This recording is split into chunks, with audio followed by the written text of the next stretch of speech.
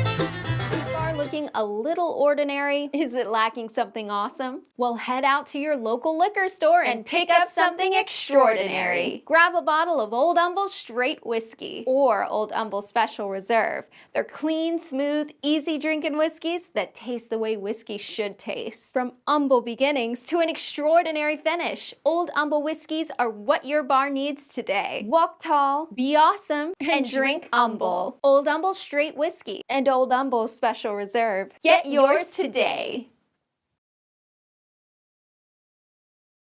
That was a bad cut, but that's okay because we do bad cuts every once in a while here on the Old Humble Distilling Company.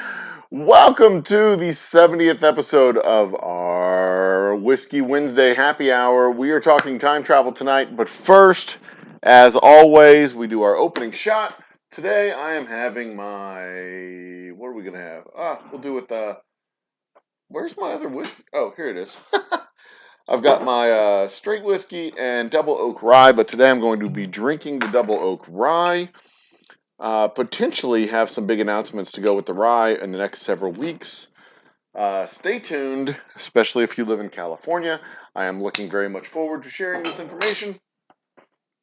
General housekeeping stuff to do for the distillery and for the channel.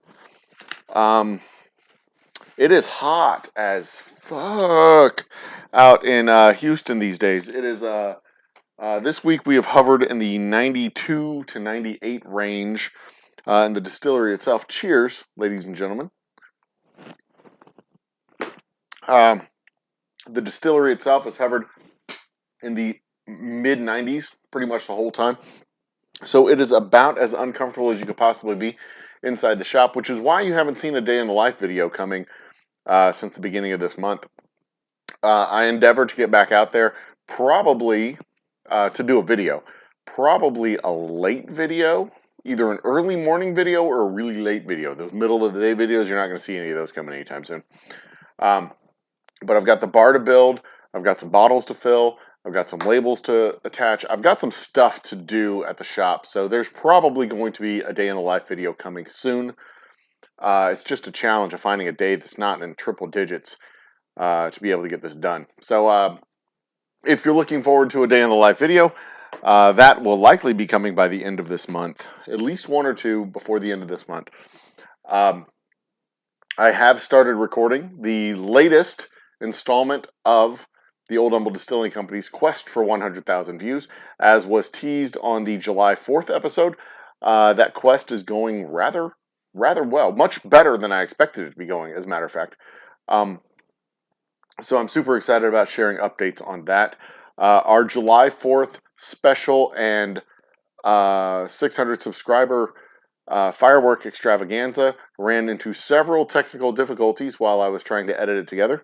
Not the least of which is that we were using a camera that is 23 years old.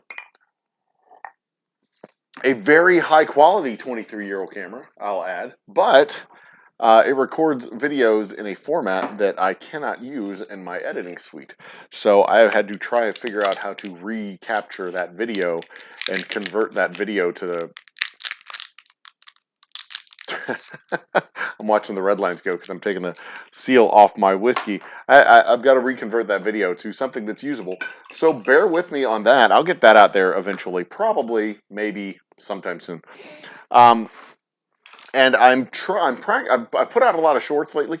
I am practicing. I'm working on figuring out some pre-recorded content that I can do that's not like stupid and not lame and is kind of fun and interesting.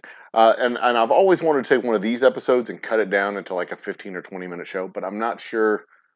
I just need to get off my ass and do it, I guess. I'm not sure how well received that'll be.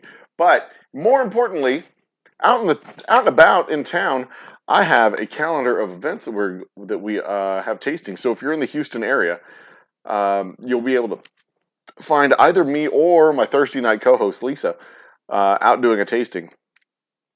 Tomorrow night, from 5 to 8, you'll find me on the west side of Houston at the Richmond/Galleria store from 5 to 8. Friday from 2 to 5, a late afternoon tasting, a rare late afternoon tasting in Atascocita from 2 to 5. And then Saturday on the 16th, Lisa herself will be up in the Woodlands on the north side of town at the Kirkendall store in the Woodlands doing a tasting from 5 to 8. So you can go harass Lisa. Every bottle that we sell gets a either me or Lisa, because she's involved in the bottling process as well.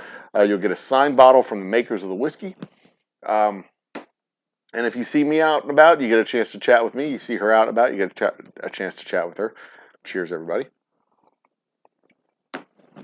But it's summertime. There's not a whole lot going on in the distillery. Families traveling. It's kind of counterintuitive. This is when, like, most people have a lot of extra time, but it's also when I have the most extra time, so I go out. I'm out and about with my family. In fact, Saturday I'm going to be at an Astros game because the Astros are, in fact, the greatest Major League Baseball team in Major League Baseball right now. They're the best team in Major League Baseball right now. They are just destroying opponents, destroying the field. They went on a tour of New York with the Yankees and the Mets, the two best teams in the National League, and just sat their asses down, threw a no-hitter with them. Won, what was it, 7 out of 9 in New York? It was just not even funny, not even close. I mean, the game is not... They're playing on another level I'm excited about my Astros. I love my Astros. I enjoy baseball. In fact, if y'all have ever noticed this little baseball montage above my head here, I'm a big fan of baseball. I like Star Wars. I like baseball. I like books. Subscribe and hit the notification bell. Do all the stuff. Tonight, because I'm a sci-fi nerd, we teased on this a few days back. I was talking about time travel in a day in the life video. When we were doing a live shot from the distillery, I was talking about time travel and how weird it would be if you actually did manage to travel faster than light, because you would actually get to a place before the events you saw coming to you. So it really would be kind of traveling back in time, because you would be traveling faster than the speed of light and arriving at your destination before people observing the destination saw the events happening. So, like when you got there, it would just like poof, you're in existence as the observer from a distance was watching. I'm reading chat as it comes through. Nobody tell I'm listening to this episode from you. Welcome to the show, Bacon. I haven't been on your shows lately on the Friday nights because I've been busy doing my shit on Friday nights, and by the time your show comes on, I'm exhausted. Does the course... See, I don't think... Okay, we'll talk about that in a second, Moose Cow. But see, the closest you could come to actually traveling back in time, I think, is by traveling faster than the speed of light, because then you get to your destination before observable events actually happen in present time from the observation post. You follow what I'm saying? But we'll talk about that in a second. As you know, last week we talked about it. I think I talked about it a little bit last week with Ryan. We were talking about Kenobi and warp drive and the different types of excuse me, this has been an extremely long day. Okay, a glimpse into the day in the life, real quick. Like the interesting stuff that y'all see when I turn on the camera at the distillery. That's, I think, the easier work. You know, I'm on my feet. I'm filling bottles. I'm labeling bottles. I'm sealing bottles. I'm doing all that stuff. I think that's the easy stuff. The stuff that I've been doing over the last 2 or 3 days, when I'm filling up pieces of paper with writing and filling out notebooks and making schedules and doing all this shit. I mean, this notebook right here that is like full of calculations and computations and stuff like that. This stuff is the hard stuff. This wears me out. I can do this for like, I can do it all day. Just sit here playing with spreadsheets and playing with numbers. Planning out my bourbon production, planning out my bourbon release dates, planning out the bourbon release party, doing all this stuff that we're doing, not for next month, but for like February and March. That stuff just wears me out. So we're talking, it's 10:15 right now. I'm exhausted. I am worn out, and I haven't done anything today. I've been sitting here, like literally here at this desk, right here, this desk. I've been sitting here like almost all day. I picked up my notebook and I went into my living room and I sketched out stuff and I was jotting out information while we watched a movie. That's what I've been doing all day. I've been like working. I've talked to FedEx. I've talked to the California Board of Alcohol. I've talked to, oh, forget you heard that. I've talked to a state's alcohol bureau. I've talked to 3 different distributors, one in Texas and 2 in another state. I've been filling out paper. Just, this shit's exhausting, and it's like, yesterday, I spent 3 hours looking for a form. I talked to a distributor, looked for a form, talked to the state, looked for the form, talked to the state again. They said, "Oh, here's the instructions for filling out a form." I'm like, "Oh, cool." Went back to the distributor, said, "Hey, there's some information on this form that I need to fill out. Can you provide some of this information I need to fill out?" They're like, "Oh, here's the form half filled out already." Like, why didn't you lead with that? Like, you already had the damn form. I asked you about it twice. Why didn't you lead with that? Like, here's the PDF version. We already have it. All you have to do is print it out and finish filling it out with your part of the information. Why didn't you lead with that fucking information, man? Why do you have to let me like spend 3 hours looking on the state's website, asking the state, doing all this other crap, when you could have just short-circuited the whole circumstance, the whole situation, and been like, here's the stuff we give people. Why? Why make things... Mm. Anyway, so that's the shit. It just exhausts me, and I'm exhausted. That's why you'll see me yawning at 10:30 when I usually save that until I'm usually good till after midnight before I start yawning. Anyway, so that just kills all the fucking engagement when I sit here and rant about my desk job days. The rest of the days are fine. When I'm in my car driving from place to place to place to place to place to place, I don't I don't find that to be particularly I don't find that to be particularly exhausting. It's physical work, but it doesn't exhaust me. It's the mental sitting here with papers and documents and jotting stuff and figuring things, going forward. That's the stuff that just wears me out on a very regular basis. I would much rather, God's honest truth, I would much rather be on my feet filling bottles because that feels like real productive work. Anyway, rant over. Enough of that shit. Let's talk about time travel. Uh, oops, I'm wearing my microphone today. I don't have my microphone in front of me like I usually do. Today I'm actually wearing my microphone. So if I really wanted to, I could go over here outside of the camera. You can't see me, but you can hear me just fine. But even though I'm nowhere near the microphone. So what had happened was, I'm wearing shorts too. What had happened was, but I'm not wearing shoes. I'm full on proper happy hour attire. Uh, uh, I'm I'm in full-on happy hour attire because I am not wearing my shoes. Uh, Fun fact, when we started this show way back in March, when we started the concept of our happy hour programs way back in March, it was right at the beginning of the pandemic, and nobody was going outside. No, we didn't have anywhere to go, so we weren't going anywhere. It literally started off as me and my lovely wife outside in front of a fire pit talking about our road trips, our travels, cocktails that I've picked up on the road. Um, it was very homey, very cozy, very fun, and we were able to do that through March, through April, and then in May it got hot. We were able to do it for like two and a half months, March through April, partly into May, and then certainly it was, if not in the middle of May, if not at the beginning of May, it was definitely by the end of May. It was too hot to be outside with a fire pit, so we moved inside with the fireplace for like one episode, and then my wife was like, "This is stupid. You need to take this into your office." And that was the birth of the pandemic studio at the Old Humble Distilling Company.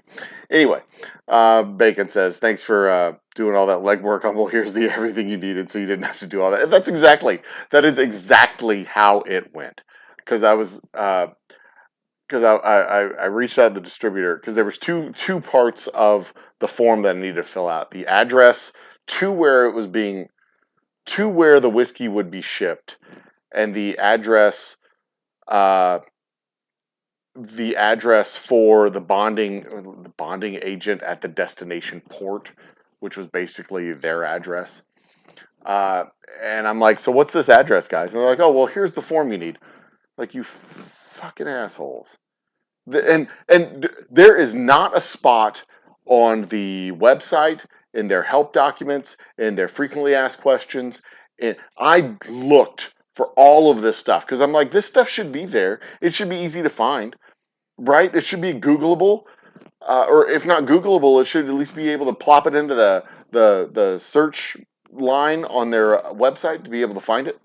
Nope, it's not there. It is not there at all. So, but yeah, it was right. They were ready with it. I mean, I'm clearly not the first person who's asked about it, because they were ready with it when it came. When I asked them, it was like the next email that came. Hi Ting Ting, how you doing? Cheers. So anyway, what I was saying, when we started the show and we were doing it in the back patio, it literally was me and my wife, and it was just us coming from the inside to the outside. Our full pandemic. There were nights when she was in her pajamas still. No night. We did it Tuesday and Thursday nights. Never once was I wearing shoes. We were just chilling out on the back patio. It was like a couple of pandemic hippies just chilling out in front of our fire pit, talking about our travels, having our cocktails, just chilling and talking and having a grand old. It was part of the Cabin Fever network, because we definitely had cabin fever. It was pretty quick. We had been on the road for 2 weeks, and we had starting March 1st, and when we had gotten back, everything was in full shutdown mode. Life was closed, quite literally. When we got back, it was quite bizarre. Because yeah, while we were on the road, it was spring break. While we were on the road, March of 2020, it was spring break for the kids, and the message came out from the school district saying that school was going to be closed for one more week, which would have put us 2 weeks, 14 days into March. And then the message came out partway through that next week because we just decided to say, we had food, we had gas, we had tents, we had shelter, we had things we needed to have while we were on the road. We were out in New Mexico and Arizona and off west, and they didn't have any food in Houston, so they had food out west. As we were coming home, the shutdown for schools was initiated. It was full on shutdown. And then when we partway through that second week was like shut down for another 2 weeks. Anyway, but yeah, when this thing first, which is why my traditional, I have done. Goddamn, we're going on close to 100 no, I guess this is 170 or so episodes. We've probably done 2 or 3 that we haven't numbered. So let's say 172, just to be safe. I think I've probably worn shoes for 3 or 4 episodes of all of these happy hours. So it's been it's been a wild ride. It's been fun. It's been interesting. Anyway, let's talk about time travel. Let's talk about time travel. And I don't want to talk about. I want to talk about realistic, plausible time travel scenarios because we've all talked about. Hold on, I want to prime this up just in case I do want to cut this later. I want to start with the title screen and then move to the thing. So let's go 5 seconds with the intro screen and then I'll be right back. Okay, ready? And 5, 4.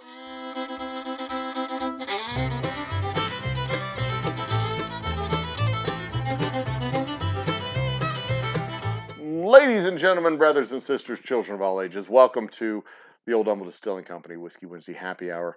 We're talking about time travel. Let's talk about time travel. Let's talk about the various scenarios where time travel, and I don't mean just like, I don't really mean moving backwards in time, because I don't really think backwards in time is a plausible scenario. And here's why I don't think backwards in time is a plausible. I mean, it's fun in Hollywood. It's fun, with the Hollywood scenarios because you can like get in your time machine and you go backwards in time and you can kill baby Hitler and you can meet your grandma and you can become your own grandfather because if you don't have sex with your grandmother, then your parents aren't born. If your parents aren't born, then you're not born. If you're not born, like the stuff that's happened in the past, it's already happened in the past because you went back like we know, we get it, Hollywood. Thanks. Here's why I don't think traveling backwards in time makes a whole lot of sense. And you can do it in Hollywood, fine, whatever. You just like wave your hand and go like, time travel machine. In order to actually go backwards, like anytime you time travel, you're also space traveling, right? Because everything's traveling through space. Space is inflating and expanding in the same way, like in a balloon, like it's expanding from all points on the inside out, et cetera, et cetera. In order to move backwards in time, you've got to expend enough energy to like contract space back to where it was. Makes sense? Like Earth hasn't just moved spatially around the sun. By the way, the Earth is round, so is the sun. I don't think we really need to go too terribly deeply into that. But like the space where it inhabits has also gotten bigger. So in order to move back, you got to like actually shrink. I don't see that as like even remotely plausible. You're not just connecting one point to another. You're actually connecting like time to. But moving forward in time, that's not completely implausible, right? Like moving forward in time is just a difference in. Moving forward in time is just a difference in it's a difference in the subject's experience of the progression of the inflation of space and the distortion of space and the actual movement of items, right? So like we know like relativity is a thing. We know this. We know how that works. Well, we don't necessarily know how it works, but we know that it works, right? If you have something far enough away from Earth, far enough away, moving fast enough relative to where we're at, we know that like there's a time dilution and a time dilation rather, and a difference in time. So we know this so well, in fact, that we have to adjust times on our geosynchronous satellites for GPS tracking and map apps and stuff like that. We have to adjust the time for those geosynchronous satellites because they're moving faster than we're moving. They're moving faster in space than we're moving on Earth, so they're experiencing time at a slower rate. So we have to adjust their clocks. Otherwise, they're off by centimeters and meters and kilometers, et cetera, et cetera. And yeah, I'm not using inches and miles because satellites don't use inches and miles. Shut up. So like the various like real scientific scenarios of oh hello YouTube, that's fascinating. The various like real time travel scenarios all refer to moving forward in time, but either moving forward in time at a rate moving forward in time at a rate that is different from the person traveling and the everyone else experiencing it, right? So you in the time travel vessel, basically your spaceship is the time travel vessel. The faster you move, the slower you experience time. The slower you experience time, everything else moves in normal rates, right?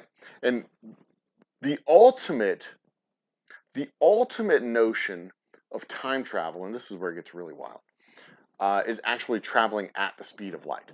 But we'll talk about that in a second.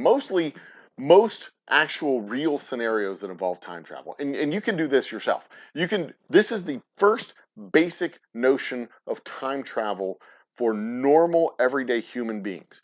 When you go to bed at night, you close your eyes, you go to sleep. Instantaneously, you wake up several hours in the future. You don't feel, unless you're having a really cool dream, you don't feel the passage of time while you're asleep, right?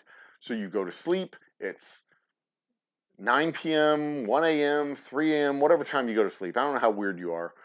Let's say you go to sleep like a normal person at a normal hour. Maybe you're a weirdo, you go to sleep like I do. Either way, you close your eyes, you go to sleep, and you wake back up almost instantaneously, almost no time has passed. You kind of have a sense because of, your own biological habits and your own personal preferences and whatever. You kind of have a sense that time has passed, but it's daylight outside where it was dark when you went to bed. You have all the spatial normal cues. But as far as you know, you could have been sleeping for weeks. You could have been sleeping for months. You have no idea that it's just the next morning. This was the scenario on Planet of the Apes, right? This is the classic Planet of the Apes scenario. This is the whatever that movie was with Star-Lord and Jennifer Lawrence, where they're in cryo sleep and he wakes up. They're supposed to be in cryo sleep for like 95 years, whatever. He wakes up. They're supposed to be in cryo sleep. They go to bed, then they wake up at their destination. No time has passed for them. They've been in their ship for hundreds of years, thousands of years, however long they've been in their ship. Instantaneously, they time travel into the future. For them, passage of time has been instant. For everyone else, we're all dead. They're all, at their new home, whatever. Um, that is the most relatable time travel scenario. You go to sleep, you wake up, it's a different day, it's a different month, it's a different year, it's a different circumstance. You're in the future. And you've experienced little or no passage of time. Boom, time travel. It doesn't Most people don't think of their bed as a time machine, but the reality is your bed is a time machine. Your room is a time chamber. Uh, we can get in our car, we can zone out. We get in our car, we do our commute. You're in your car for 30 minutes to an hour and a half, however long you commute to work. I don't know. Again, I don't know how weird you are. You kind of zone out. You listen to your podcast, whatever. The passage of time doesn't feel like it's happening. You've time traveled. Psychological. That's kind of how it is when you travel at really, really, really great speeds. And that's like the second most common time travel scenario, either using a gravity well, going really close to the black hole, like they do in that movie Interstellar, where it's like 7 years on the planet that's by the black hole. They're basically moving at a really rapid rate of speed, diluting time everywhere else, or dilating time for you versus everyone else. You're moving at a really rapid rate of speed around the black hole. This is a gravity assisted, speed assisted, whatever, however you want to call it.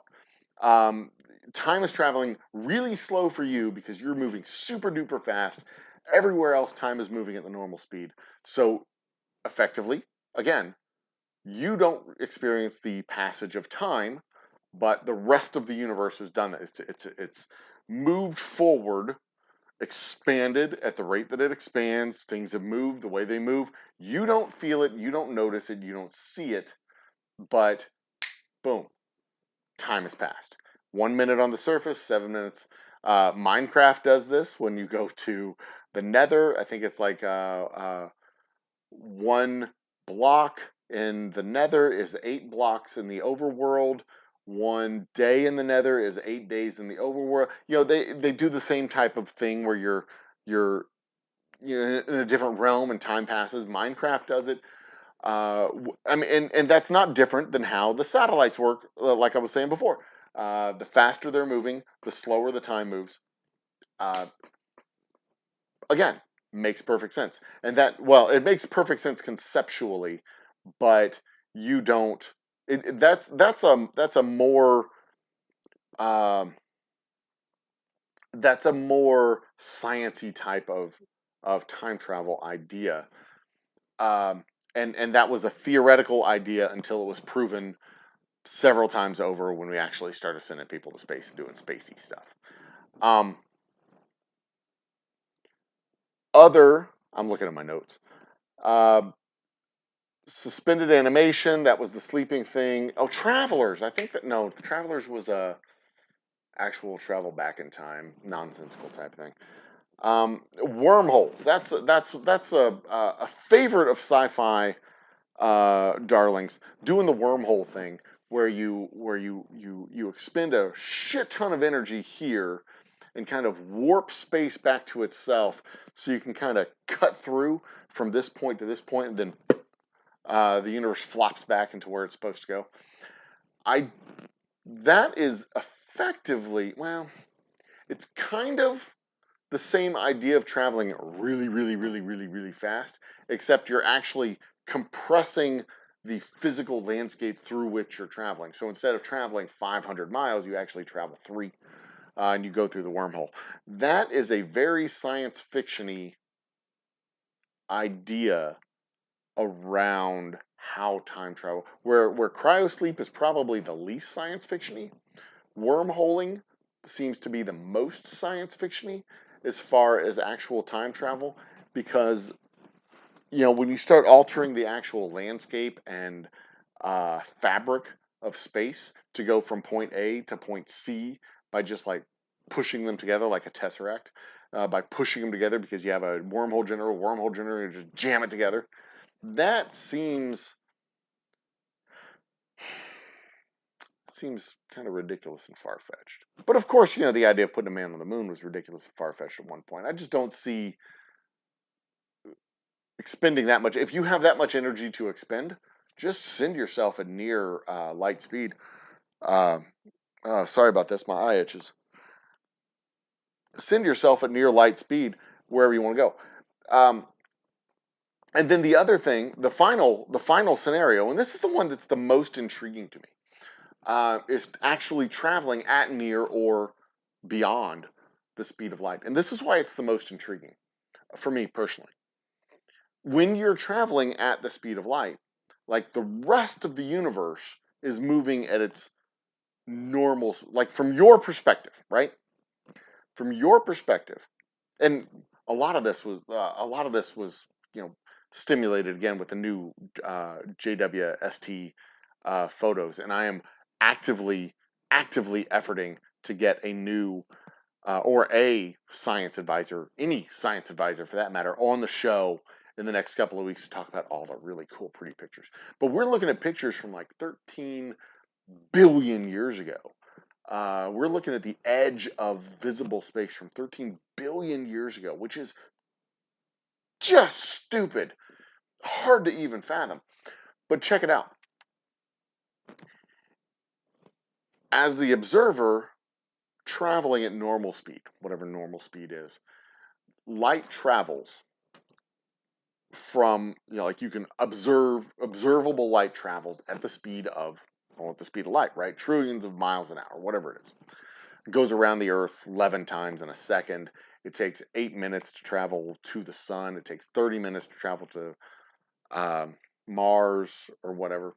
It's crazy town, right? Absolutely crazy town. You watch it, you can observe light travel. It's really super fast, but it's not infinite. It takes time to move, and that's how big space is, right? It takes time to move from point A to point B.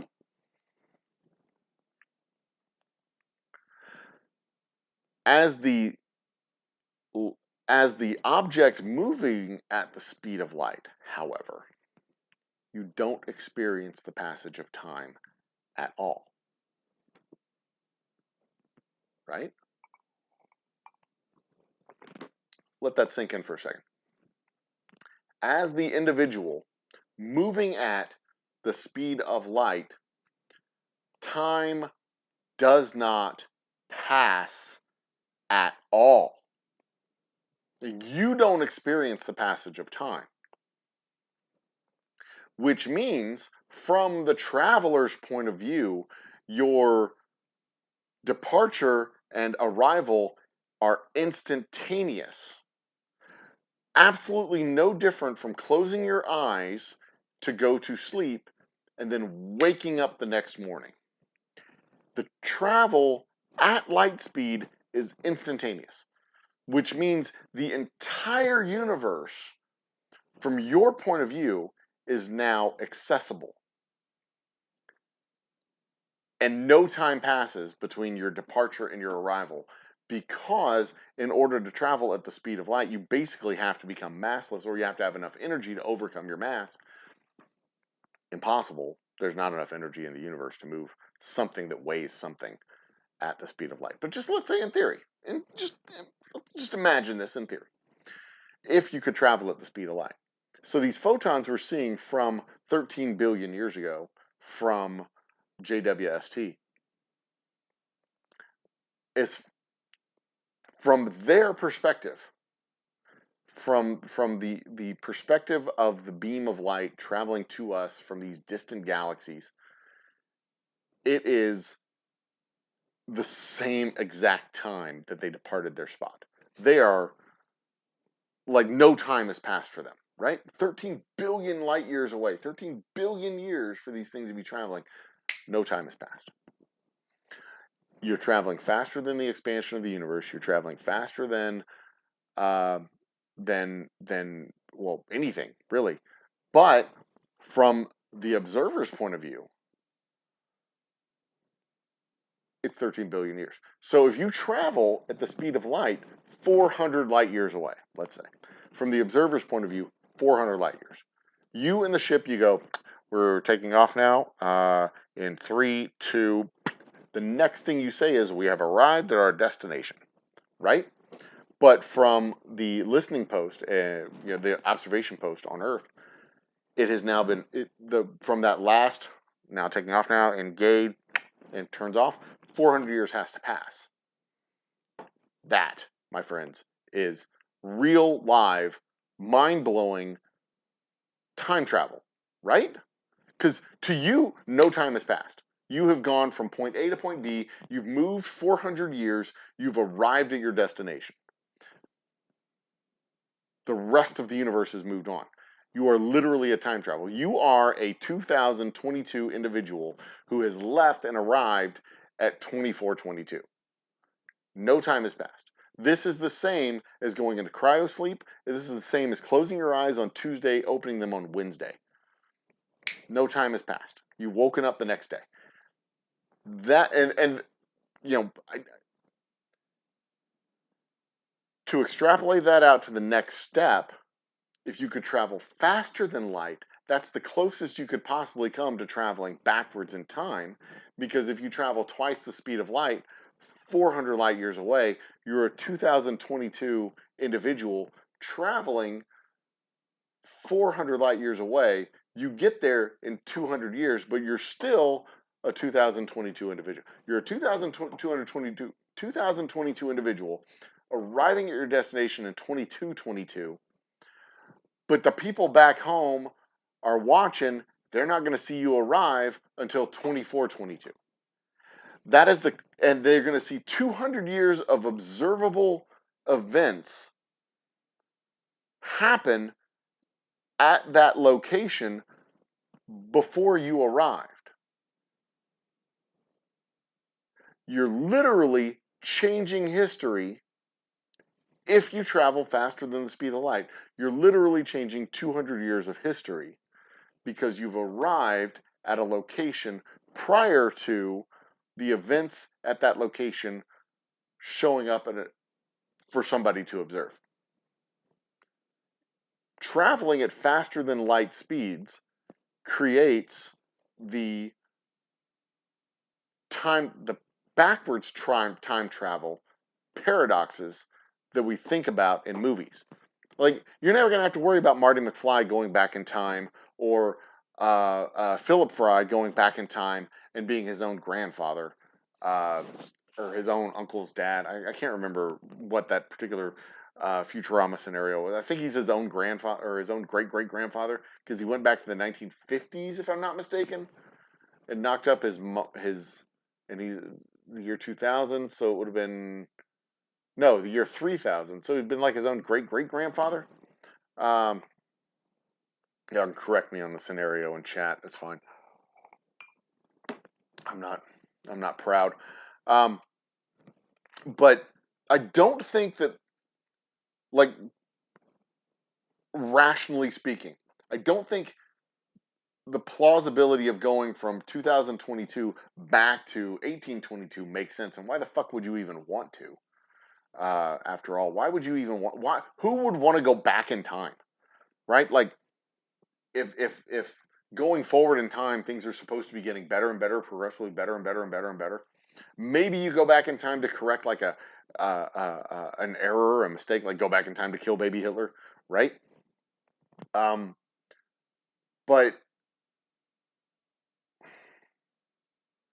the past is complex, and so many different decisions lead you to infinite different options, lead you to infinite different futures. Why the fuck would you want to go back in time? This is insane.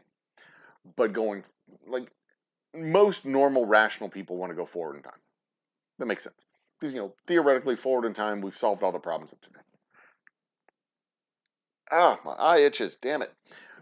So let's just, like, why would you even want to do that?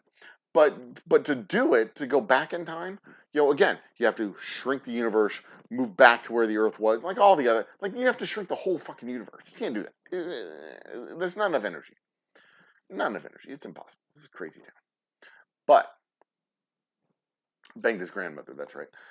But going forward in time, if you go forward in time and you arrive at a location prior to the events that are being observed, like, let's say somebody's on Andromeda, whatever. They're down here looking at Earth. They see the dinosaurs because it's like, I don't know, 2,500 light years away, 30 million light years, however far Andromeda. Let's just say it's far enough away they can see the dinosaurs if they had a powerful enough telescope. So they're looking back at little baby Earth, seeing the dinosaurs roam around. Then you, jackass, you travel to Earth, right? Sometime after, you arrive sometime before the Chicxulub event, let's say. And they're seeing all the dinosaurs, and they've already seen all the dinosaurs happen, and then the asteroid happen, and then all the other stuff. The man, no, let's say you arrive after Chicxulub. Let's change the scenario. They see all that stuff happen, then Chicxulub happens, and then you arrive, and they're still seeing the aftermath of Chicxulub, but you arrive and you're like starting to send out, like, TV shows or whatever you do. I don't know what you do. I don't know what your hobbies are. But so they see all this stuff happen, and then next thing, all of a sudden, there's like this little civilization that's been there for 200 years, just like that, or 1,000 years. I don't know how far it goes away. I can't remember. But you show up, and like, and then all of a sudden they had this, like, this thread of events. Then all of a sudden, boom, cities. Where'd that come from? History was literally being changed while they were watching reruns, effectively. They're watching all the stuff that had already happened, 1,000 years ago, and then you grew your little civilization for 500 years, and then they start seeing the new stuff show up. They start seeing the new cast of characters because it was recast halfway into the second season, right? Totally, totally, totally fucking wild.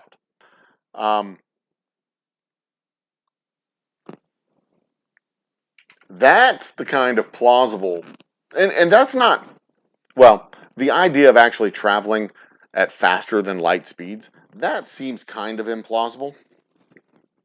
Like, again, not enough energy in the universe to be able to do stuff like that. Not enough energy in the universe to be able to pull something like that off. I'm still playing with the volume on my little wireless mic here. Not enough energy in the universe to be able to pull something like that off. But, put my little thing back in my pocket here.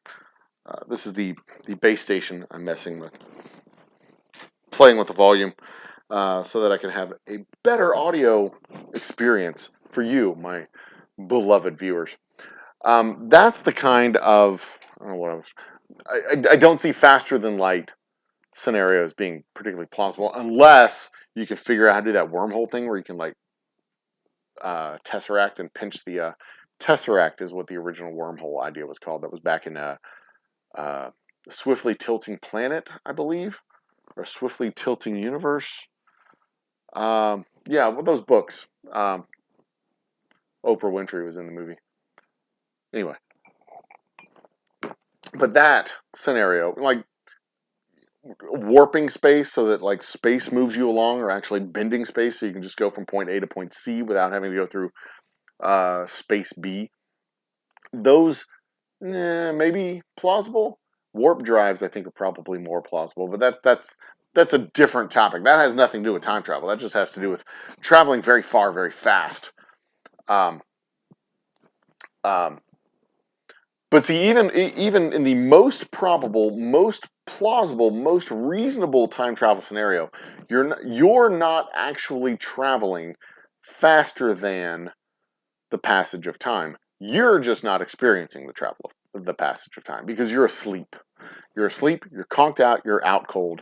Um, the movie Don't Look Up, where they got into their lifeboat spaceships and traveled to another Earth-like planet. That was one of those scenarios. I was looking at that. I was watching that movie and I was thinking to myself, why didn't they just Planet of the Apes the whole scenario where they just like orbit Earth? There it is again. They just orbit Earth for like 400 years and then come back to Earth. Wall-E was the same type of thing. Wall-E, they could have just orbited Earth for in perpetuity until they decided Earth was clean enough, then come back to Earth. They didn't have to go to other sections of the galaxy or whatever. But anyway, time travel, the realistic, most plausible, and this is why I put in the description, like, it's not as crazy as you might think. Just conk yourself out, go into cryo sleep or whatever kind of suspended animation they come up with in the distant future. Go into your cryo sleep, travel for 150, 250, 350 years, whatever, a couple of centuries, a couple of millennia. And then wake up on the other side. You've not experienced the passage of time. You are a time traveler. Just like when you go into your bedroom at night, just like when you drink yourself to blackout state, just like when you do whatever it is you do to pass the time, zone out in your car, hypnosis, whatever it is, you turn off your brain and then you wake back up. It's 3625 and you're in another galaxy or another part of the galaxy, whatever it is. You're not going to be in another galaxy in 1,000 years. You're going to be another part of this galaxy for in 1,000 years. Anyway, thanks for coming to my TED Talk. That's what I've been thinking about the last like literally the last 2 days, looking at the last 2 weeks. But it's really come to a head looking at these JWST pictures, because we are literally looking at, with these pictures, we're looking at the passage of time, and it is absolutely fascinating. And we're going to do a deep dive in those in the JW Science that's coming back to us in the next couple of weeks, because it is just, oh my god, it is so fascinating. There's so much there to there's so much there to see, and it is just so much fun to watch. Anyway, cheers for that. Thanks for coming on my TED Talk. Let's go to chat, shall we? It is now time to open up. It's now time for the Old Humble After Dark. The Old Humble Coast to Coast, the Old Humble After Dark. I'm done, pretty much done with this cocktail. So I'm going to pour myself a fresh drink. We will turn on chat, and I will look and see how far behind I am in chat. And let's see if we can catch the whole damn thing up, shall we? How long will it take to catch it up? First off, how far behind am I in chat? I think I'm at least 20 minutes behind in chat. So we scroll up, because I think I started at about 10:15-ish. So I think I started about 10:15 on the TED Talk. This is the first question. I remember this coming, Moose Gal, before I started, and I said we'd talk about that later. See, I don't think you can travel back in time and change the course of history. Because I think if you traveled back in time, you would actually be traveling forward in time. You know, it's the Avengers, time is a flat circle thing. The Avengers scenario, if you go back, like, time is not a linear thing. Time would be events in history. Time, it would be, you know, if you traveled back in time, theoretically, you'd be traveling to a different multiverse, a different version of the present. You know, if there's an infinite number of decisions that lead to now, that means there's an infinite number of nows that could have happened with an infinite number of different decisions, which means that now can lead to an infinite number of scenarios in the future. So even if you went back in time, you could end up at a different now if you went forward, even if you didn't change anything. Make sense? Yeah, not to me either. I don't see backwards time travel as a thing. But that scenario, if you go forward in time at faster than light speeds, I think you could change observable history, but you wouldn't be changing actual events. You would be changing observed events. Because, like in the scenario that I said before, if you go 400 light years away, but it only takes you 200 years to get there, there's 200 additional years of observable events that are traveling back to the person who is seeing the things going on that planet. And then after those 200 years, there's 200 years of things they're not observing, because that stuff it's already been faxed. It's already gone. They can't start faxing new stuff until here at the 400-year mark, right? Because it takes 400 light years, right? So there's 200 years of observable events that these people saw that never actually happened in real life. And then once they got to the 400-year mark, boom, a whole nother chapter starts that is not at all connected to the existing chapter. That scenario absolutely fucking blows my mind. If you could travel faster than light, then you could get to a destination before observable events. But I can't rationally imagine a scenario when you could travel literally backwards in time and arrive at a place before you left it. You follow what I'm saying? That unless the universe is a big circle and you can travel all the way to the horizon, around and back before you, I don't see that. I don't see how that works. You know, like, go around the Earth faster than the rate of spin on the Earth, so you actually arrive here before tomorrow. That doesn't make sense to me. That doesn't make sense to me. Anyway, okay, so that's 10:09. I am 45 minutes behind. I think I will be able to catch this up. Yes, Bacon, I am saying that an episode of Futurama was not real. That is 100% correct. Passage of time. The beauty of the gardens had not faded with the passage of time. The beauty of the gardens had not faded with the passage of time. That sounds like a quote from a thing. I am actually rewatching Futurama because that's just a great. It's a great cartoon. It doesn't talk down to you. It's a great TV series that actually they're in on the joke. They know you're in on the joke, and they're okay with that. They'll hand wave their way past. And don't think about that. That's not important, dummy. It's fucking hilarious. I love that show. In other news, I'm renaming my booze to time travel potion. Yeah, that is exactly what this stuff is. It is a time travel potion. I would hate to experience being locked in sleep for 9.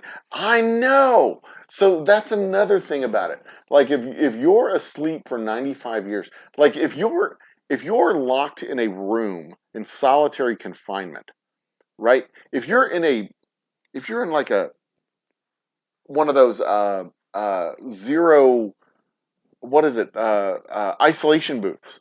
If you're in one of those isolation booths for like 30 minutes, your brain starts to actively dream and fill in the gaps. Uh, it's supposed to start making colors, make you see things, make you feel things, make you experience things. That whole sensory deprivation thing.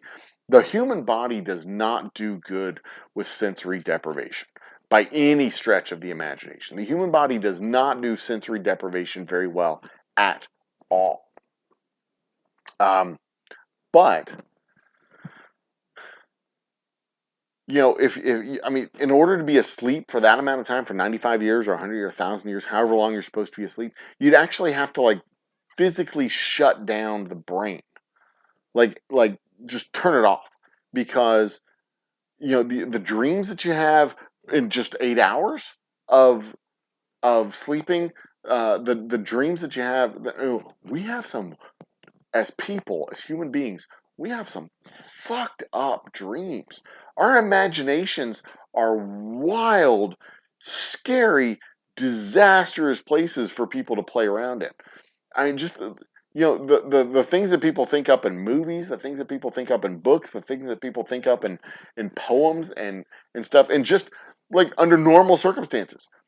But if you put yourself in a sensory deprivation uh, uh, feel sensory deprivation tank, a stasis tube. There's no sound being made in a spaceship. All it is just the hum of the engines. There's no sound in space. There's no nothing happening around you. You are full on 100% temperature controlled audio. Audio silence, visual silence. You're literally experiencing nothing. The only thing living and making noise or having any activity is the bacteria on your body. Um, man, that would I really do think that the brain would fuck with you. You would go absolutely insane after uh, hell, a few hours, a couple of days sleeping. I think you would go absolutely insane. And that was one of the things they talked about in that Demolition Man, which was a terrible movie. Fun to watch, but a terrible movie. Writing was bad. Acting was bad. The premise was interesting, but the writing was bad. It was just fucking terrible. Such a terrible movie. Anyway, but that's what he was saying. Like when he was asleep, it was hell. They had him on ice. They had him frozen in those big old ice cubes. And when they were sleeping, it was absolute hell. Anyway, yeah, I think it would be. I think it would be dreadful. And yes, Ting Ting, her name was Leela. Bacon got it right. Um, I always wanted to be the one-eyed laser blaster girl with the pony. The pilot, she was. Yeah, Leela was amazing. Anyway, voiced by uh, Peggy from Married with Children, and they even did an episode where they had uh, Al Bundy's character. God, I can't remember the guy's name. Joe something, Joe. Nah, I can't remember. They had that actor come on the show, and they did basically a Married with Children uh, hat tip episode uh, using Leela, using Al. It was funny. Anyway, um, the lobster guy. What world the GTA video game series really is given hell? Yeah, there's a lot of a lot of movies too, where time does not. 5 minutes isn't exactly 5 minutes. Anyway, um, oh, he's Zoidberg. Dr. Zoidberg was the lobster guy in Futurama. 10:35. I'm only 25 minutes behind now. I should catch up in the next 10 or 15 minutes. Um, he needed a mate, and I went visitor. That episode was fantastic. He had the fin that came up, and he oh man, they had to fight for the rights to mate. That was good stuff. That was such a good series. Um, Based on space travel, some sort of faster than light drive. Aside from making shows, well, yeah, and they do.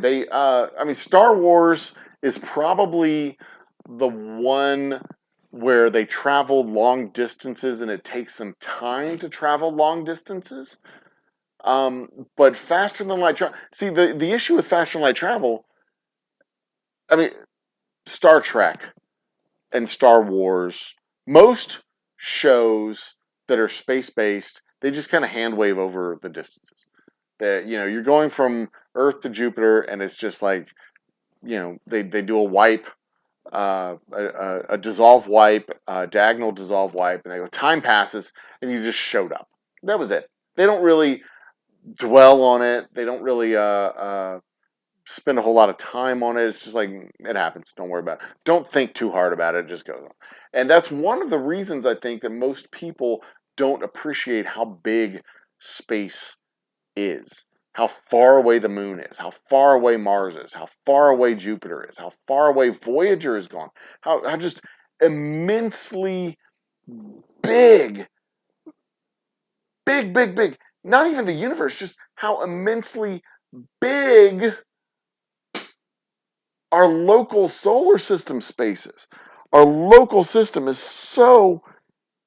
Where's my other hand? It's so. There it is. Are so huge. That's what she said.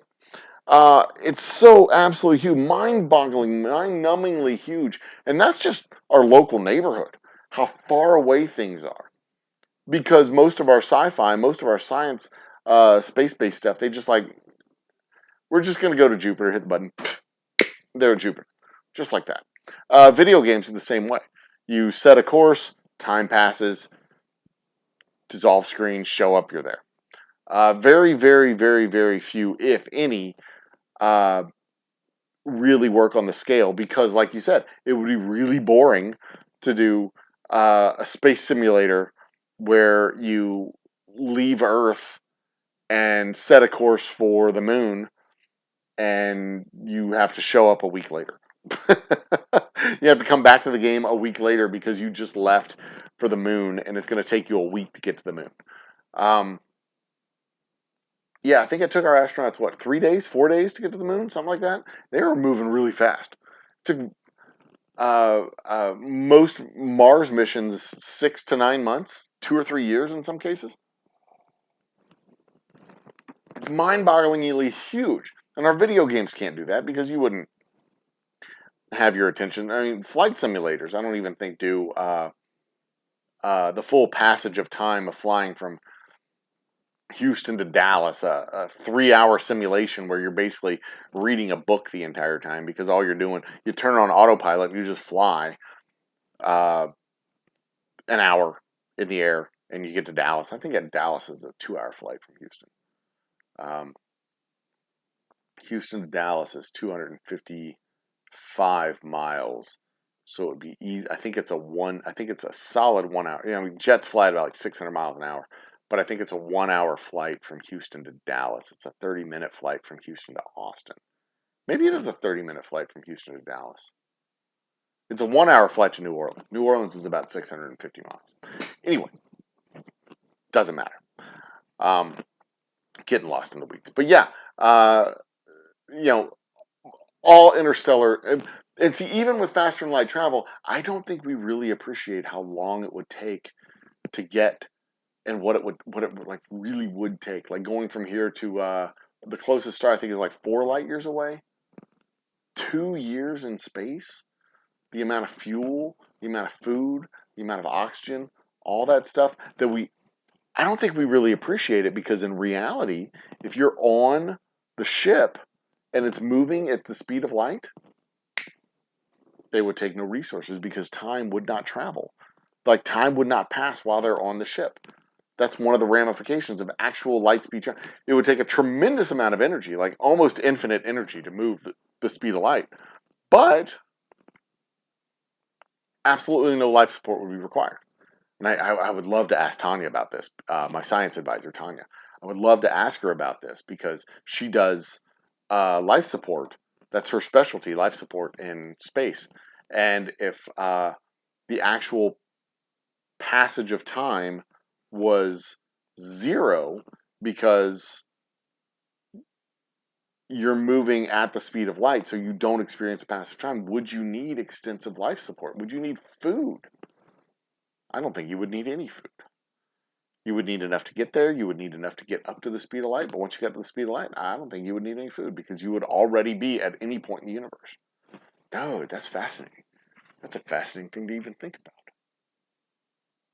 Like actually traveling at the speed of light would negate the need for life support while you were traveling at the speed of light because your transit time would be near instantaneous wherever you were going. Dude, that's fucked up. That's super fucked up. Anyway, yes, be like watching a supernova getting ready to explode. Oh yeah. Yes, Fry banged his grandmother. Thank you. um, cheers to chat, Destin. Welcome to the party. 20 minutes, 23 minutes behind. But I'll catch up. I'm endeavoring to catch up. Moose Cow's back. Cheers, Moose Cow. And Bigfoot Silver Hide and Seeker is in the chat. Cheers, Bigfoot Seeker. Has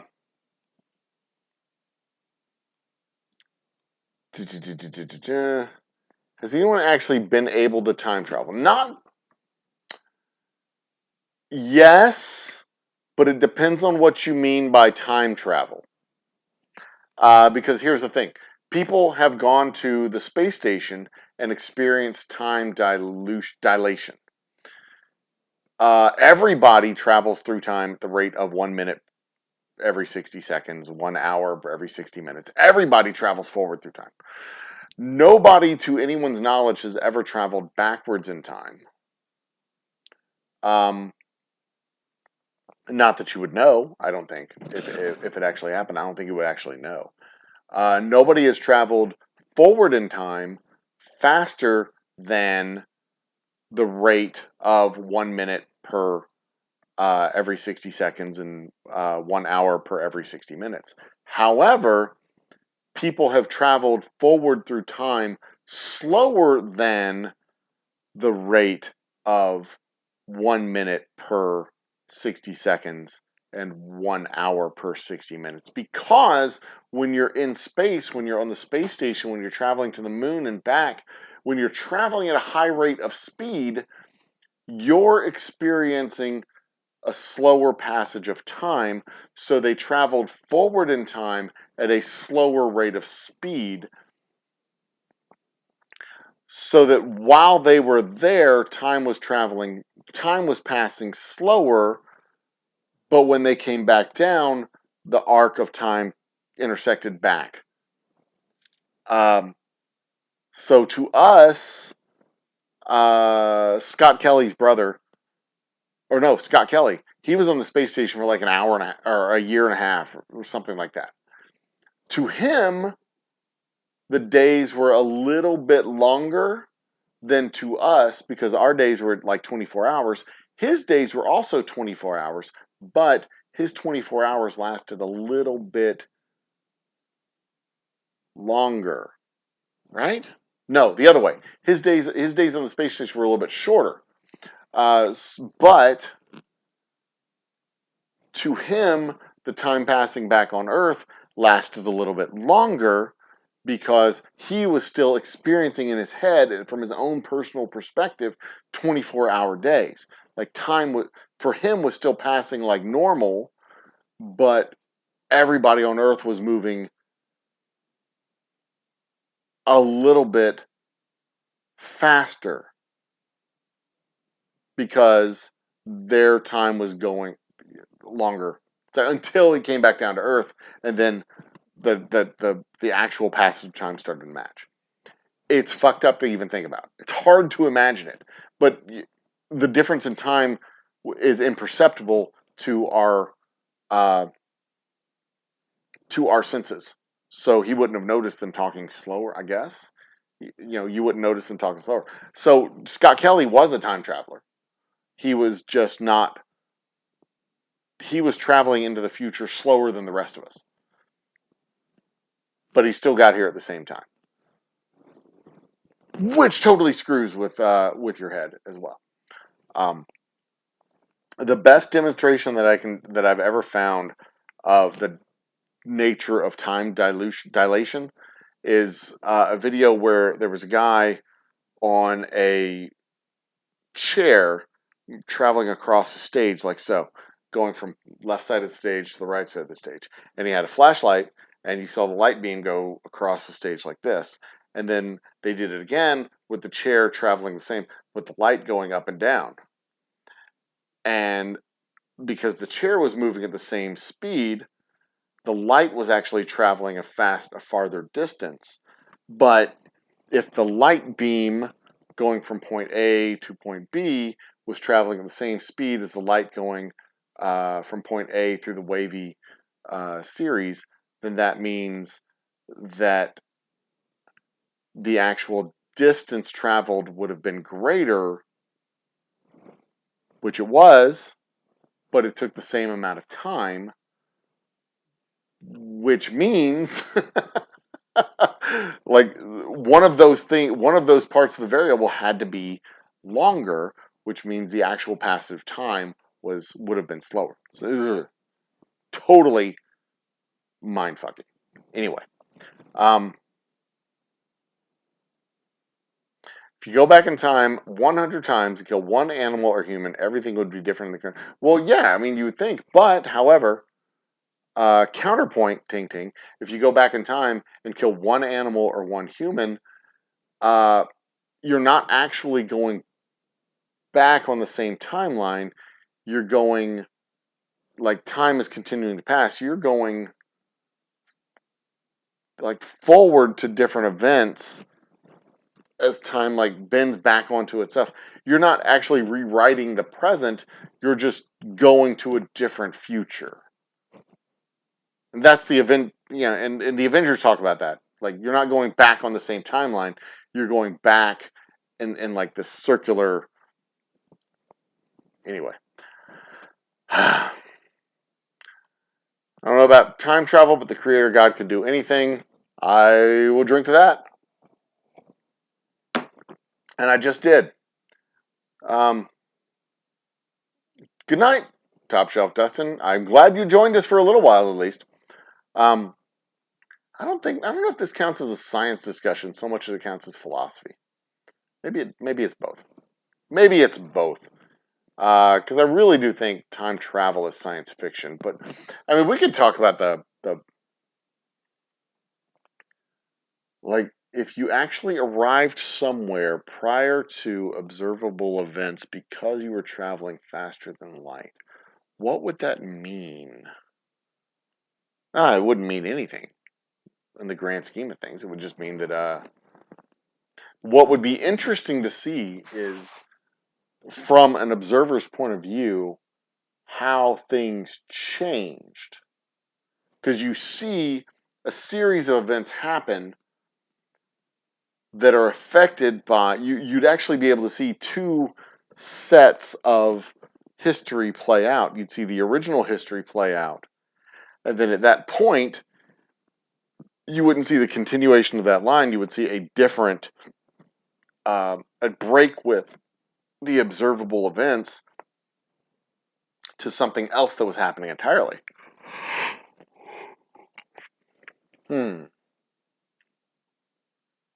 Interesting.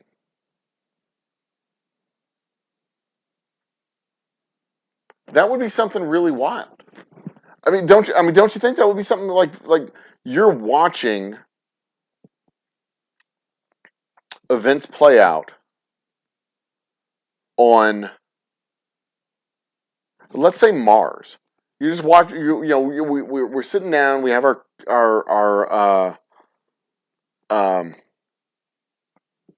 what do you call those things? Telescopes.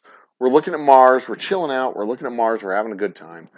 And the next thing you know, like, there's fully formed cities. I mean, Mars is a bad example because it's only like 30 minutes. But, you're looking at Mars, and then next thing you know, the next thing you see is this big puff of dust because um, the new timeline is that going forward. You didn't see anything hit it because it arrived 30 minutes ago or 20 minutes ago, like before the observable information showed up. Or after it left, but before it showed up. And then, next thing you know, there's a whole thing there. I don't know how we would react to that. That'd be wild. More like a spaceship landed 12,000 years ago and dropped off all the sick ones. That happened in this book, The Hitchhiker's Guide to the Galaxy, where all the hairdressers and meter maid operators or meter operators and post office box repairmen showed up on a planet and became the species that we know of today as humans. So we'll be able to beam me up, Scotty, on our cell phone. That would be another wild thing. Like if you could be disassembled into basically photons and shot across the universe. Like again, it would take like however many million years to go from point A to point B. But for you, the passage of time would be instantaneous because you'd been turned into particulate matter, into photons, into pieces, into the barest minimum information, transmitted across the universe, arrive in your new place,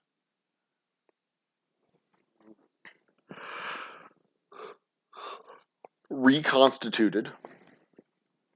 Would you, if your physical matter wasn't delivered, if they didn't actually send physical human matter, if it was just data to reassemble DNA, whatever, and they grew you in a tank, complete with memories, would you be the same person you were? Because, different atoms, different everything. Would you be the same person you were on Earth because you've been reconstructed and your consciousness downloaded into your new brain? Would you be the same person you were? That's wild to even think of. I have no fucking idea.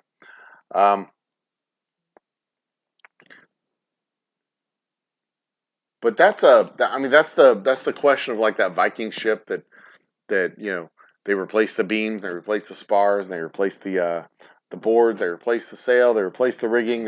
Everything gets replaced. Is it the same boat that they left with? And that'd be the same thing as a human.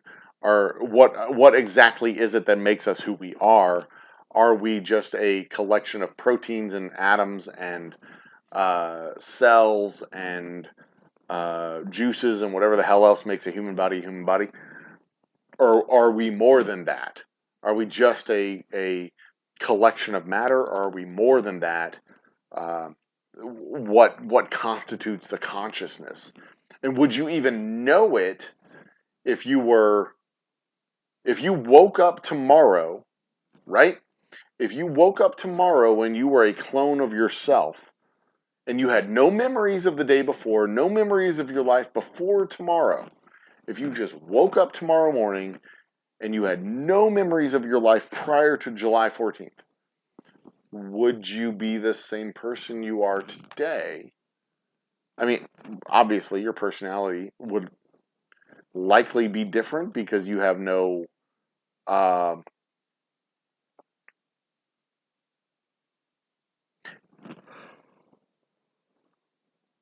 you have no historical background, no programming, so to speak.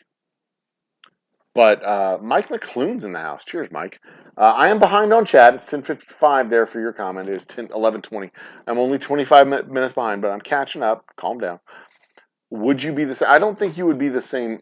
Like, physically, you'd be the same person. Biologically, you'd be the same person, but psychologically, you would obviously be a different person. Obviously. Um, anyway. Cheers, Umble and chat. Cheers, Bigfoot. Cheers, everybody. If time travel were possible, would time still move in its linear pace? In other words, if you go back in time for 5 minutes, go back to your timeline 5 minutes. See, I don't think you'd know. If you went back in time 5 minutes, I don't think we today would even know it. I think you would just be gone. I don't think you going back in time 5 minutes affects anything that's happening now, except going forward. Anything that you touched going forward would not be touched because you would cease to exist in this day and time. I don't think to a present observer, time travel to the past would look any different than physical annihilation of who you are today. Like, time travel to the past would look no different to a physical observer in the here and now than you getting hit by lightning and ceasing to exist. Like a bolt of lightning hits your head and you just disappear into particulate matter. I don't think that would look any different to an observer than time travel, except that the physical observer in today, the physical world today, wouldn't necessarily see you disappear in particulate matter. Like, you'd be there today on July 13th, and then tomorrow you wouldn't be there. And we would just go forward with, like, whatever happened to Bacon. Like, it sucks. Man, we're going to miss him. Should missing persons reports, do all the shit that you would do if somebody just disappeared. And then, like, the universe would just go on. And when you went back 5 minutes, you would then go into a universe where there was two of you. What does that mean? Conservation of matter, like philosophically speaking. We're talking about conservation of matter. We're talking about conservation of energy. Would you going back in time require somebody else to cease to be? Would you be inventing matter? See, that's the other thing about going backwards time travel. Just doesn't make any sense. You're literally inventing matter out of nothing in a time period where you don't exist. I don't. Yeah. I don't know how that would, like, conceptually, I don't know how that would work. That creates all kinds of, like, physics problems. Physics. Anyway. The Warp series, written by Eoin Colfer. Eoin, I'm sure that's not the right way to pronounce that name. Ian, I'm going to say Ian. Ian Colfer makes it happens that way amongst both other fascinating consequences. I'm going to have to check that out because that really does sound. Yeah, I enjoy the thought process that goes into. I'm gonna have a little soda water. The thought process that goes into good, well-written sci-fi, because they think about these things. They actually put thought into it, and they don't just hand wave past it and go, whatever. Unless it's part of the joke, like in Futurama, when it is part of it. What was the other? Well, there was a. How do they? Best not think about that. It's just a. There was a show. Oh, that was Mystery Science Theater 3000. Mystery Science Theater 3000, when they're on the um, uh, space station, the Outpost of Love, having to watch the bad movies. The actual theme song says, "How do they poop and eat and stuff?" Don't think about it. It's just a show. Well written, well thought out sci-fi doesn't do that. Well written, well thought out sci-fi. When they approach a circumstance and a situation that is creating an obvious paradox, an obvious thought challenge, they just don't even fucking go there. They just kind of steer you back away from that and get back into like normal weird sci-fi stuff that makes you think about stuff that you can actually handle. Anyway, CERN, CERN is another that has been a topic of conversation among the TikTokers, uh, and how July 7th, CERN is going to open a portal into other universes and blah blah blah blah blah. CERN is creating Mandela effect and blah blah blah blah blah. Publishers Clearinghouse had what's his face, the guy from Johnny Carson, Ed McMahon. Ed McMahon was Publisher Clearinghouse's guy, but everybody remembers him as, but he was actually for another one. It's like, no, that's not Mandela effect. That's just bad branding. The Home Depot. When was it ever the Home Depot? It's always just been Home Depot. Everything they're gonna be like, no, it's always been the Home Depot. You've remembered it as Home Depot, and now you're seeing it as the Home Depot, and you're challenging the fact that I remembered it wrong with, oh, I couldn't have possibly been wrong. So obviously, CERN has opened up a portal that's created an alternate dimension and undid the past. Like, no. You're just wrong. It was bad marketing, bad branding, and your bad memory, and it was just wrong. That's how it is. That's what it is. That's what it was. It's always been Ed McMahon, who was not part of Publishers Clearinghouse. It was American Family Sweepstakes. Publishers Clearinghouse had another thing. They were concurrent, side by side, at the same time. But Ed McMahon was a big famous celebrity. Publishers Clearinghouse was the better branded giveaway sweepstakes. Just for you kids today who don't know. In the 80s, you could subscribe to magazines through Publishers Clearinghouse or American Family Sweepstakes. And if you subscribed to magazines, your name was entered into a drawing. And every year, they would draw a couple of names, and some families would win some money, and it was this big deal where they'd show up to your house with balloons and a big stupid check and give you $1 million. Publishers Clearinghouse Sweepstakes, you win, or American Family Sweepstakes, you win. There were two different ones that were running at the same time to sell magazine subscriptions. Ed McMahon, the co-host for Johnny Carson's Tonight Show, was the spokesperson for American Family Sweepstakes. Some other jamoke was the spokesperson for Publishers Clearinghouse. Publishers Clearinghouse had a better marketing department. Ed McMahon was famous as fuck. So people of my generation have combined the two and are now saying, well, I don't ever remember American Family Sweepstakes. Ed McMahon was the spokesperson for Publishers. Ed McMahon was never the Publishers Clearinghouse spokesperson. They're saying it's the Mandela effect. It's not the Mandela effect. It's just bad marketing and bad memories. And if you knew, you knew.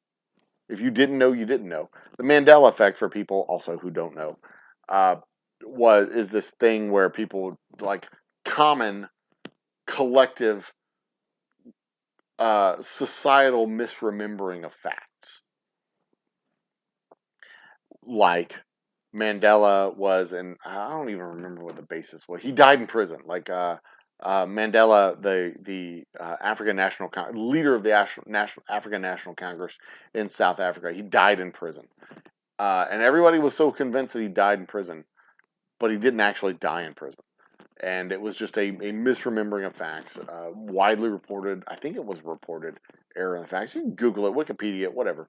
It's not hard to find information about the Mandela effect, but it is really hard to find people who actually cite the Mandela effect correctly, because sometimes it's just bad marketing. Like Fruity Pebbles, is it Frootie Pebbles, or is it Fruiti Pebbles, or is it is Cocoa Puffs COCOPUFs or COCOAPUFs? Oh, it's Mandela effect. I swear to God, it was. No, it's just bad fucking marketing. Like really, really bad marketing. These people should know better. But, we weren't really good at marketing back in the 60s and 70s and 80s. Gotten better at it since. That's why people don't. That's why they don't use words for marketing now. They use symbols and colors and numbers because symbols and colors and numbers are harder to fuck up, and they're harder to copy too. Um, really, really harder to copy, and really, really, really hard to fuck up. That's why Nike has a swoosh now, because for the longest time they were the Nike Shoe Corp, and the Nike was part of. I'm kidding. I'm lying. That I'm making that part up. It was always Nike, Nike. But you can't fuck up a swoosh. So there you go. Anyway, tonight's stream subject reminds me of The Man Who Invented Time. But you know what? Another really good time travel, A Brief History of Time Travel on Amazon Prime. That is a really, really good time travel. It's a mockumentary about the invention of time travel and how the guy was. It's based on the premise of the formula for time travel was developed in the future, and the notebook was brought back to the past to help the guy finish his project in the past. So in 1955, the guy's working on time travel, but he fails to invent it in 1955, ruins his marriage, da da da da da da da da. 50 years later, he solves the problem, goes back in time to give himself the solution so that he can save his marriage. And the whole show, it's like a 90-minute mockumentary. The whole show is this cyclical loop of, oh man, it is so well written and so clever. It's this cyclical loop of him and his kids going back in time to give himself the time travel formula to make sure the time travel gets invented, and the background decorations and set pieces change with each iteration of the going back in time to figure it out. It is so well done, so clever. So much fun to watch. I've watched it like 3 times, and every time I watch it, I spot something new and different. It's so cool. Uh, but I do think I'm going to look that up. The Man Who Invented Time, Orange Goblin. Man invented time, Orange Goblin. Got it. All right. Thank you for that tip, Mike McClune. Appreciate that. The state of sleep you're in when you have dreams is the closest state to consciousness, which is both why you wake up. Oh, that's a good point. The depth, I guess the deepest sleep when you're in, I guess you don't dream when you're in full deep REM sleep? Really? Or you don't remember? Interesting. Because I thought REM sleep was when you got your dreams, and that was the deepest form of sleep. But what the fuck do I know, right? Hearts of men are feeble. Maybe some things are better left. I agree, Bigfoot. Some things are better left a mystery. I agree. But also, just as some things are better left a mystery, sometimes it's fun to explore those mysteries and see what, if you think about it, what shakes out and what shapes you might find when, or what creatures you might imagine when you put your hand on the elephant, so to speak.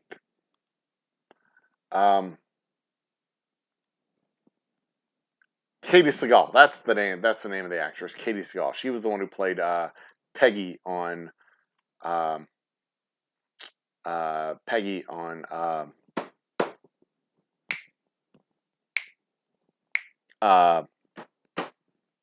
Married with Children. Damn it, God dang.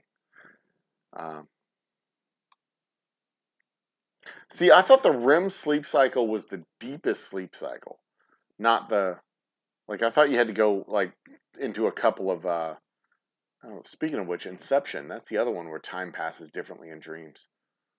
Oh, Man, that's a fucked up show.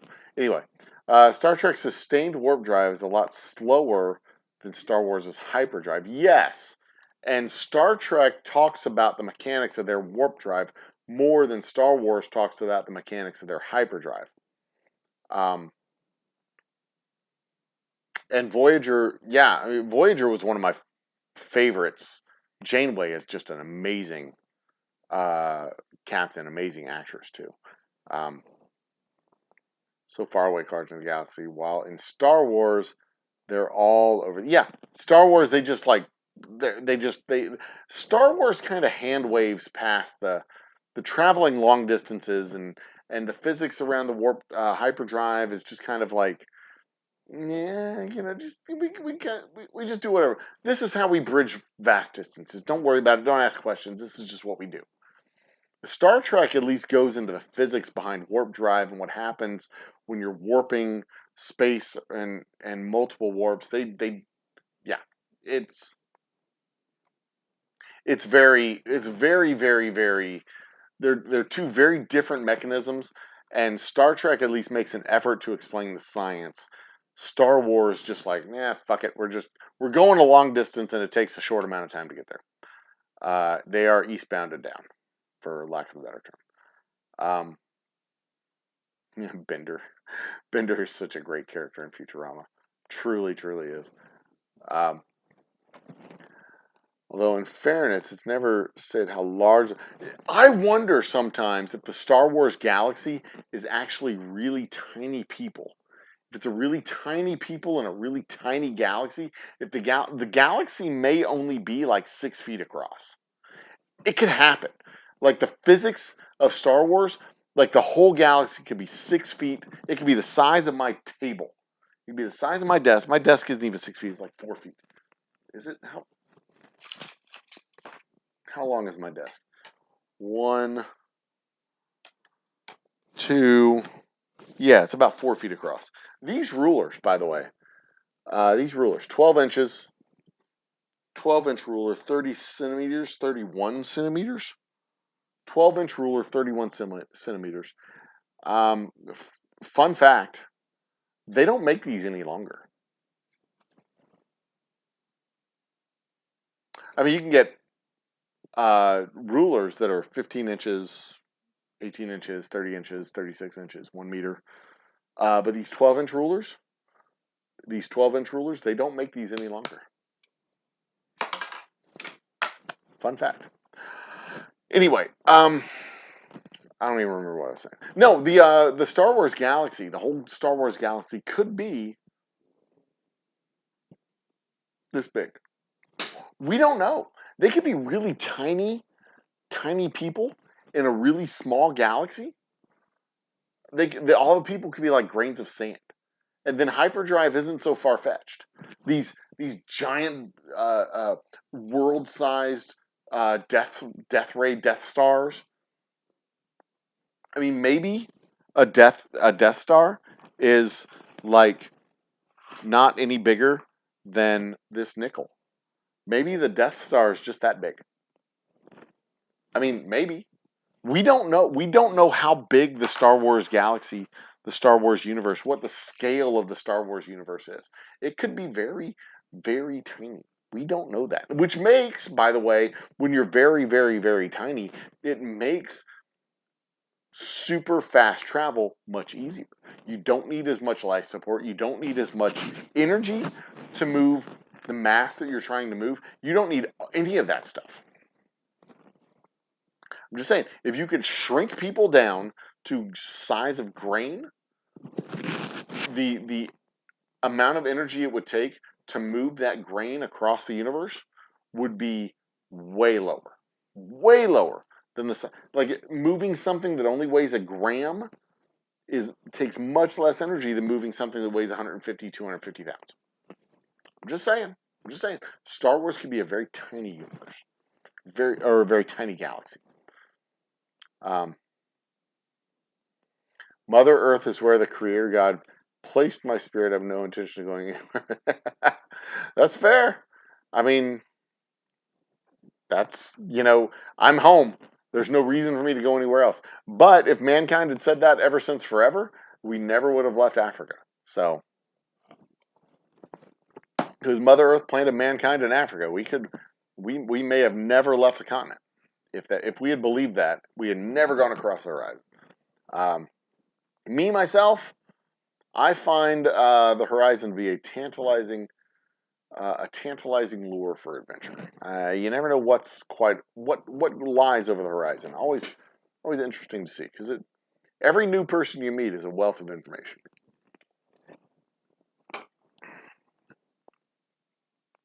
It's a robot that functions drunk and rusts when oh yeah, Bender. He rusts when he's not drinking, which is 100% accurate.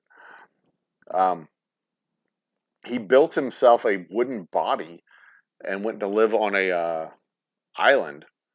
And the way they solved global warming in that episode was all the robots had to drink alcohol and burp in order to move the Earth a little bit further away from the sun. But they all burped at the same time and in the same direction.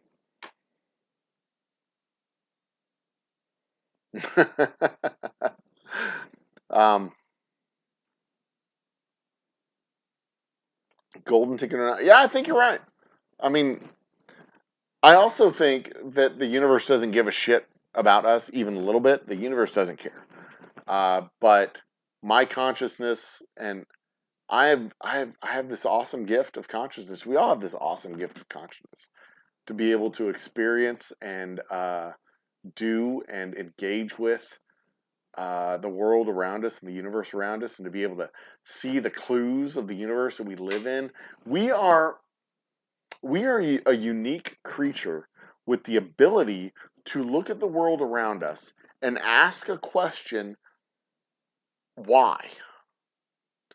But ask the question why on a more profound level of not just why is this dangerous to me or helpful to me, like other animals that walk the earth. Because other animals that walk the earth will look around them and go, why is that bush moving?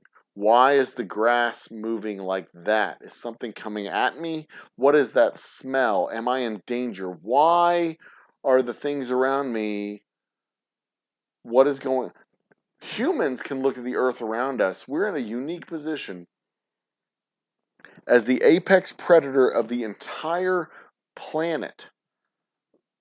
Arguably, if not one of, if not the most successful species to walk the planet. We can bend nature to suit our needs in a way that most other animals can't do. Other animals can do it, don't get me wrong. Ants and badgers and whatever, they can bend the environment around them to suit their needs. But mankind is unique in the ability to be able to do that in a way on a scale that's unprecedented, on a worldwide scale.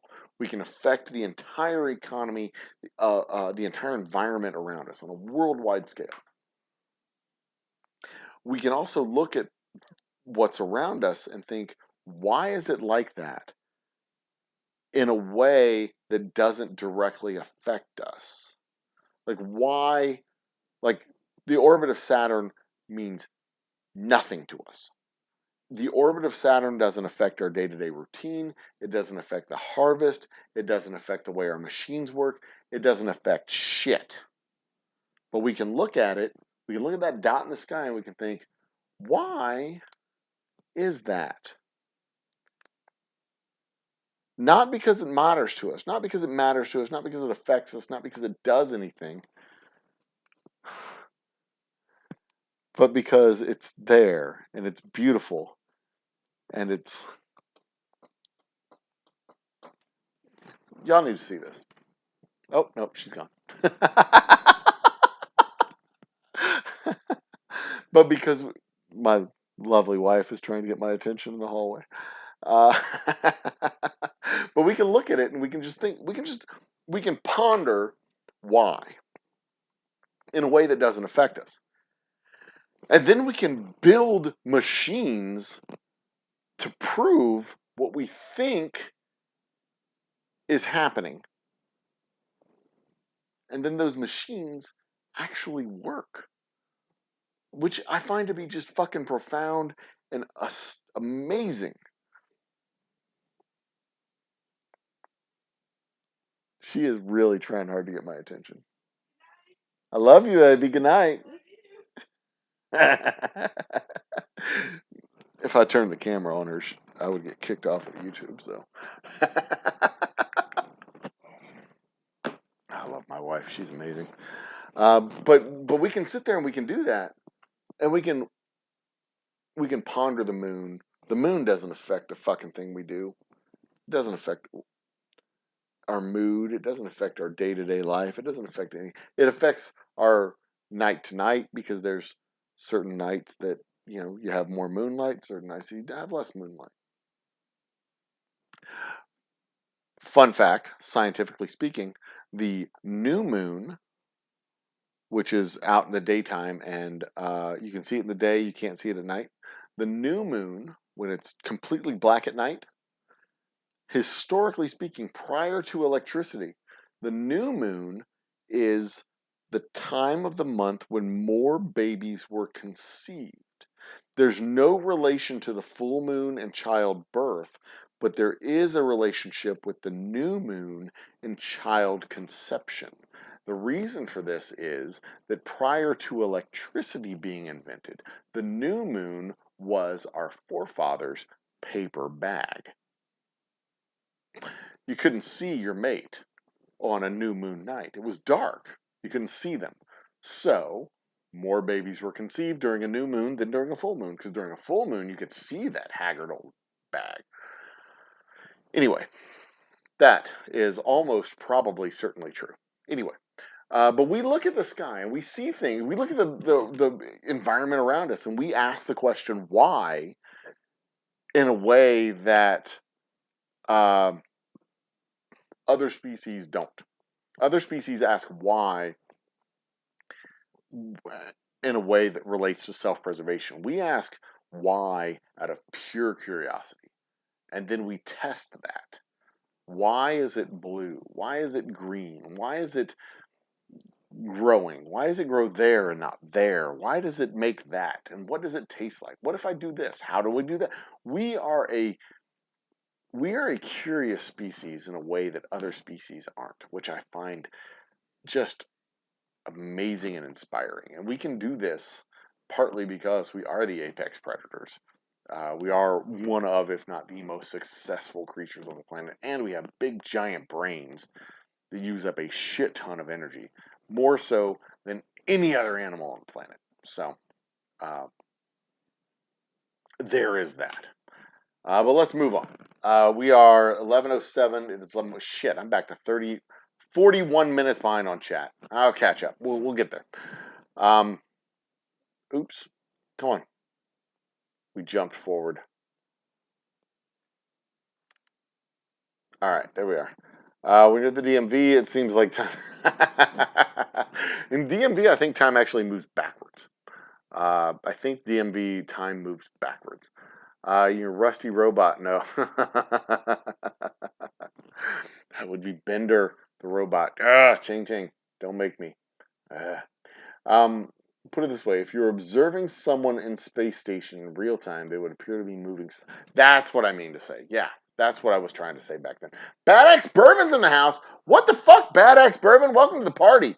I am 38 minutes behind. Your comment is 38 minutes behind where we're at right now. Talk about time travel. I'll catch up to you. I'll catch up to everybody. DMVs are built on time dilation anomalies. To close up shop and head home for the night. Thank you very much, Mike McClune. Thanks for joining us for the party. I appreciate it. Always appreciate seeing y'all. God's honest truth, y'all make this second half of the show easy and fun. I thoroughly enjoy hanging out with you guys the second half of the show. And I really do hope before the end of this month, I'll get a couple of day in the life episodes from the distillery. so that y'all can hang with me at the shop when I do some work. Going to time travel. My twins are here today to help you at the shop. Good one. Definitely compensate the 1 hour time zone difference.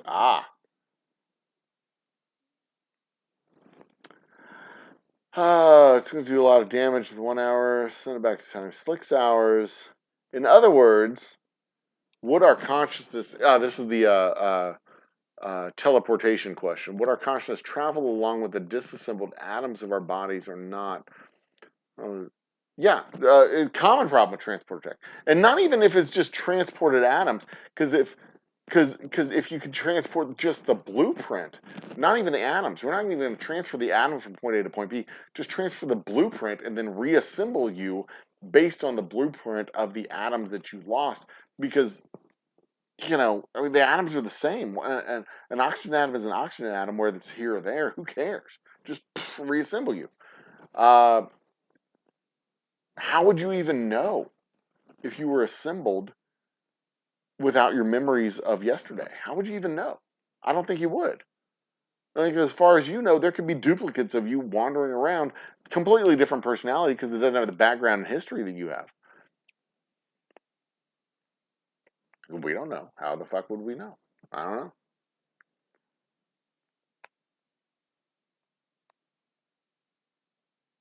All right. If you went back 100 years in time for 5 minutes, then return to your original time, 5 minutes would have passed in both timelines. Okay, so we're here. We go back 100 years instantaneously, spend 5 minutes here, and then move back forward to the same spot. So back, forward 5 minutes, and then back to here.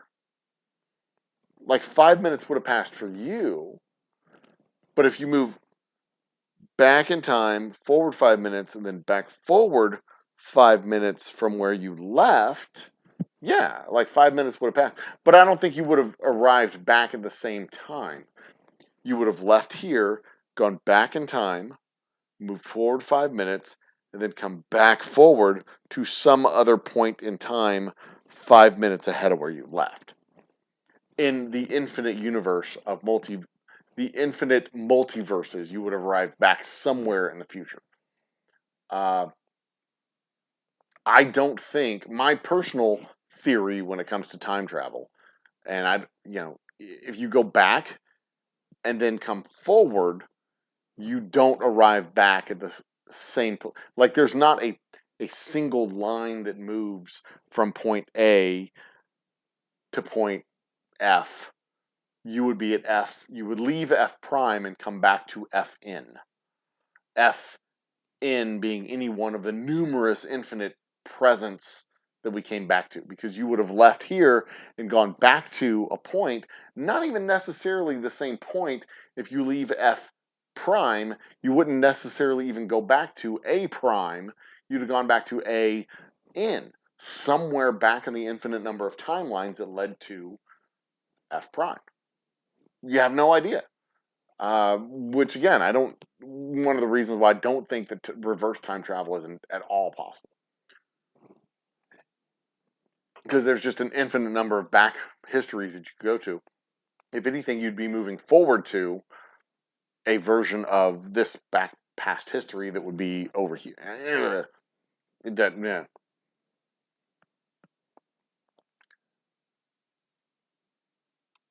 If you go back, okay, so this is the 100 animals. If you go back and killed 100 animals or human 100 different times,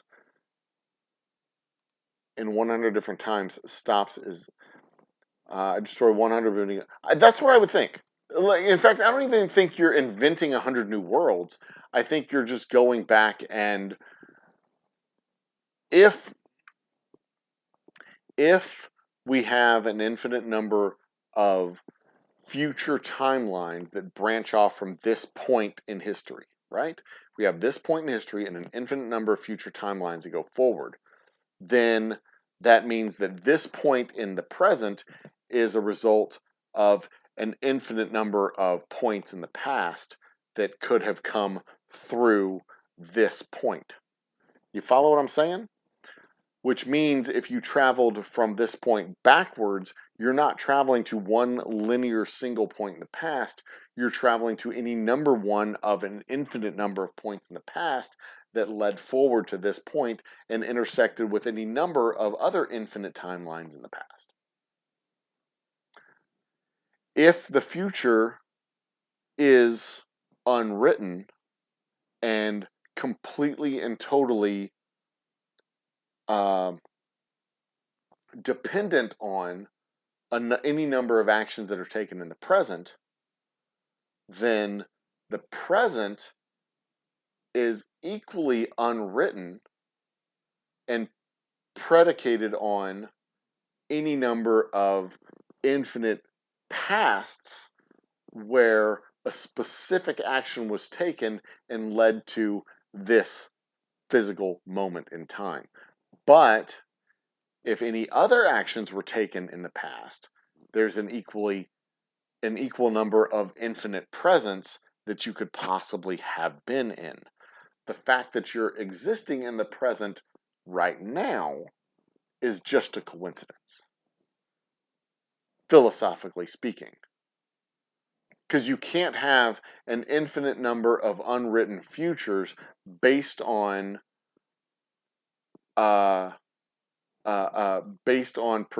unpredictable events in the present without having an equally infinite number of pasts that intersect at this moment.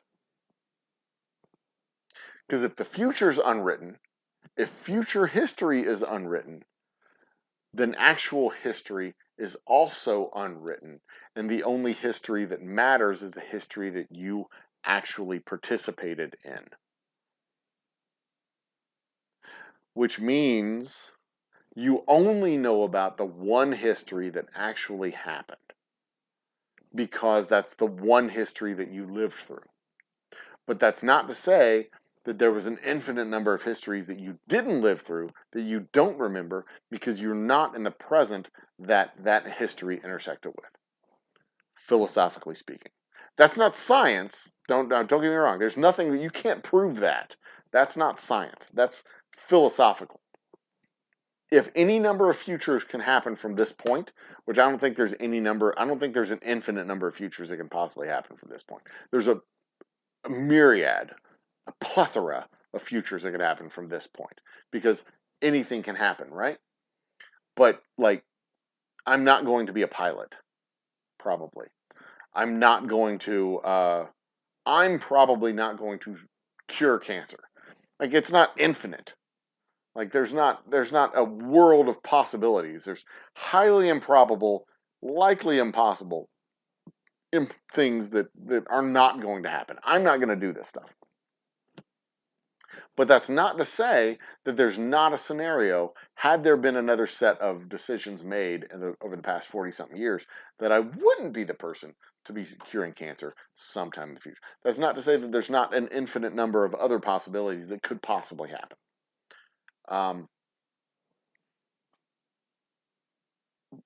So I don't think, like, if you went back in time and destroyed 100 animals and killed 100 people and tried to move forward back to today, I don't think you could get back to today. I think you would come back to a different point.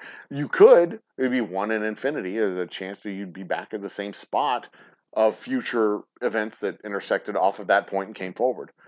But I think from our point of view, you would cease to exist. You'd be gone. You'd time travel back into the past, you're gone. And then that's it. Like the universe doesn't give a shit if you exist. I don't think. I don't think the universe cares. Conservation of matter and all that other stuff, we could discuss that a million times over. But like, if you went back in time and did something weird, I think it would just be a different, a different set of future facts. We wouldn't know. I don't think we would ever know if you, like, we would notice from our point of view, like, where'd Ting Ting go? We haven't heard from her in days. Where's she been? And then that's it. Missing persons reports, whatever, you're gone. Everybody's like, whatever happened to her? She's gone. Poof. Another time travel movie I just thought of.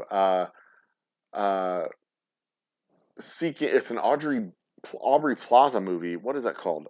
Seeking Companion for uh, Aubrey Plaza Time Travel. The Aubrey Plaza Time Travel. Safety Not Guaranteed. Another great movie. I think it's an Amazon Prime movie. Great movie. Go watch it.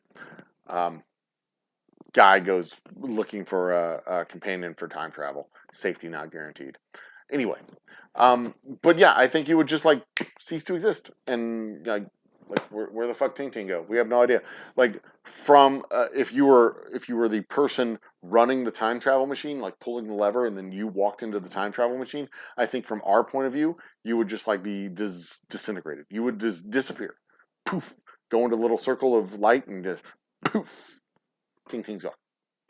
And like, what the fuck would we do? I don't know, like I don't think that there's a mechanism for you to come back from that, unless you get lucky. I don't know. I don't know how that works. And like philosophically, I can't wrap my brain around the idea of going forward or going back and then back, going back in time, then forward in time, like on that timeline, because I don't think like you can't have an infinite possibility of futures and a finite past. You can't, because those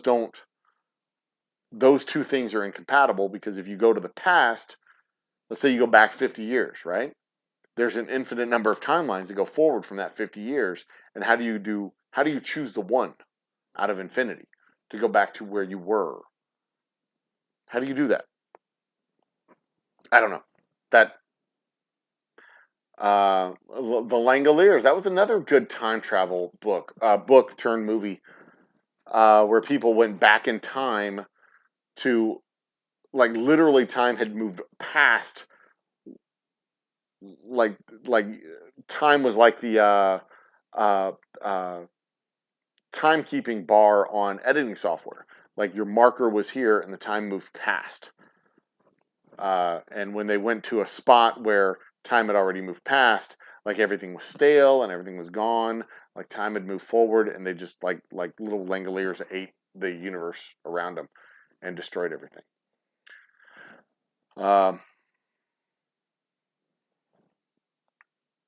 Anyway, transform, physically disassemble your theories, you die, and a clone. Uh, that was also the point of a movie called what was that movie? Sixth Day, when it was an Arnold Schwarzenegger flick where they replicated the CEO of the company. I think the company was called Sixth Day. And they just had like backup bodies of the CEO, so that the CEO can go skiing on a mountain, helicopter drop on a mountain to go ski.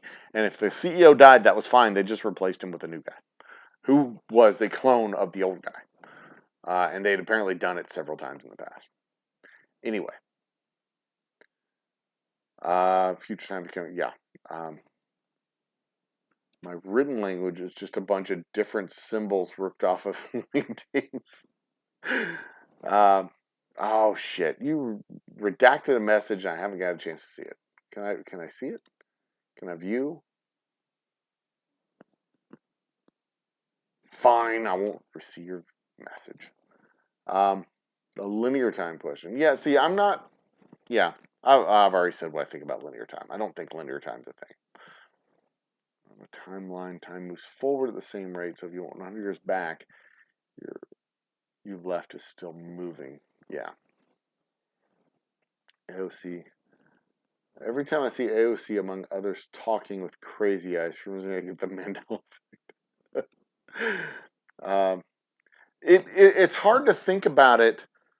Like, we're 3 and 4 dimensional people. It's hard to think about what 4 dimensions looks like because we live in 3. It complicates the shit out of everything that I think. You remember in Men in Black showing the Earth and then galaxies and then the alien that was. Yes, I do. If you keep zooming out and everything is just a smaller subset of everything else. Yes, I remember that. 11:40, 12:05. We are 25. I'm not catching up. Star Wars Galaxy not being as large as the Milky Way one. Well, yeah, exactly. The Star Wars galaxy is not as big as the Milky Way galaxy. In fact, it might only be 5 feet wide.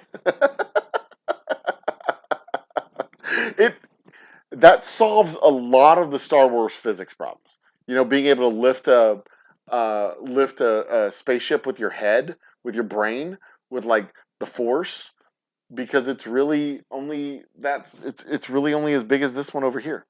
It's really only like this big. I mean, why not? Um, that's exactly what she was telling me, Ting Ting. She was saying she's ready for me to come to bed. But we're in the middle of a show. I'll be in bed in an hour or so. She'll be fine. She's not going anywhere. You're the one species that not only can live damn near anywhere on the planet, yes, but also off of it, yes. We can bring our environment with us. We are a very intelligent and crafty set of people. And that is indeed thanks to our thumb. Our thumb and our big old brain. Um, we can think on the abstract. Yes, that's exactly what I was trying to say. We can think about why and what without it actually being why and what it's a danger to us. We can think about why and what as just a thing in the abstract. Whereas my dog doesn't consider the concept of blue. He just considers whether or not it will hurt him, whether it's poisonous or not, whether it's good for him. And I don't even think he really cares if it's poisonous. I think he's interested if he can eat it, and that's it. And if he can't eat it, he's gonna probably try it again and probably keep trying. And then he's gonna get sick, and he's gonna come to me. He's gonna be like, "Why am I sick? Human, help me." Um, Whales, and yes, they have much bigger brains than we do. As as they have bigger brains by volume and weight, but they do not have a bigger brain based on body weight. As a percentage of their body weight, as a percentage of the brain's energy capacity that's used by the body, their brains are not as big as ours. Our brains are outsized. They're oversized compared to the brain's mass versus the body mass, and the amount of energy it takes up versus the amount of energy the rest of the body takes up. So yes, elephants, dolphins, um, whales, they have big brains, empirically big brains. Like they weigh more than our brain does. But as a percentage of their body weight, it's not as big as ours. Um, Whales and elephants are intelligent, but they are not. Uh, they're not intelligent. They have a capacity for knowledge, but they don't have the same. What's the way to put it? Um, they have a capacity to store information and recall information, but they don't have a capacity to process and analyze information the same way we do. There are stories of elephants that uh, periodically go and rampage villages where there was a poacher that lived and killed one of their own. It's uh, uh, an annual fuck you to this village that killed one of their elephants. So they go and rampage through and just fuck with this woman's house in this village. Um, as just or what was it? There was a woman that killed one of the elephants, and when she died, the herd of elephants went and just wrecked her funeral. I mean, elephants are fucking gangsters. Uh, they're absolute gangster, but they don't have the same ability to analyze that information the way we have the ability to analyze information. Most of us have the ability to analyze that information, uh, where we can find where we and they can find patterns. We can go deeper into those patterns and do predictive. Take the next step and take that pattern and then use it to predict future activities and future events, so much so that we can send a rocket ship off of the planet Earth to another planet where that planet will be 3 years from now, 6 years from now, 25 years from now. We can do that, and elephants couldn't do it. And it has nothing to do with their thumbs. It just has to do with the fact that they don't think, they can't think in the abstract the way we can think in the abstract. Because they're intelligent, they have a deep repository of knowledge, but this SD chip also has a deep repository for knowledge, but it cannot think unless I tell it to. So there you go. Bob Lazar documenting how Area 51. God. Oh, hey Steve, welcome to the party. Area 51 shows a vehicle has the ability to bend gravity, turn back in time briefly, which allows it to be visually seen by us, but actually moving. Yeah.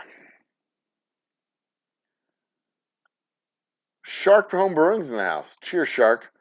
Traveling the future. Yep, that's it. Traveling. We all travel into the future 1 minute, 1 second at a time. Every 60 seconds, we are a minute into the future. That's how we do it. I have many, many, many questions about Bob Lazar and his documentaries, and yeah, I have many, many doubts about Bob Lazar. I don't. He's definitely an entertaining individual. Compelling documentation that he has.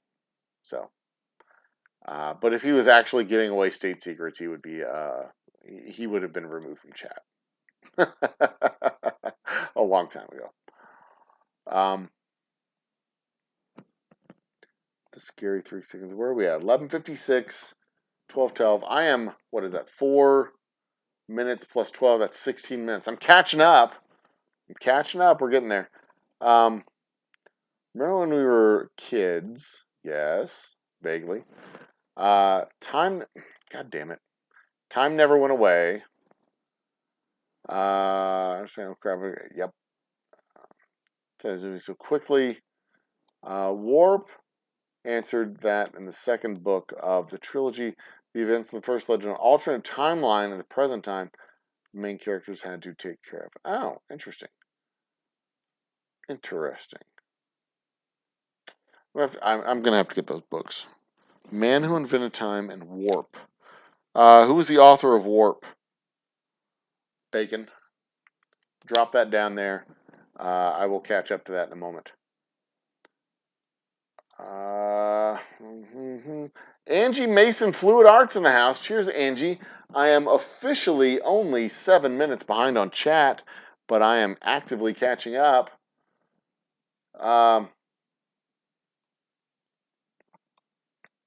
JWSP is going to change how I really do think, like, and a lot of this thought was spurred by the JW Space Telescope there.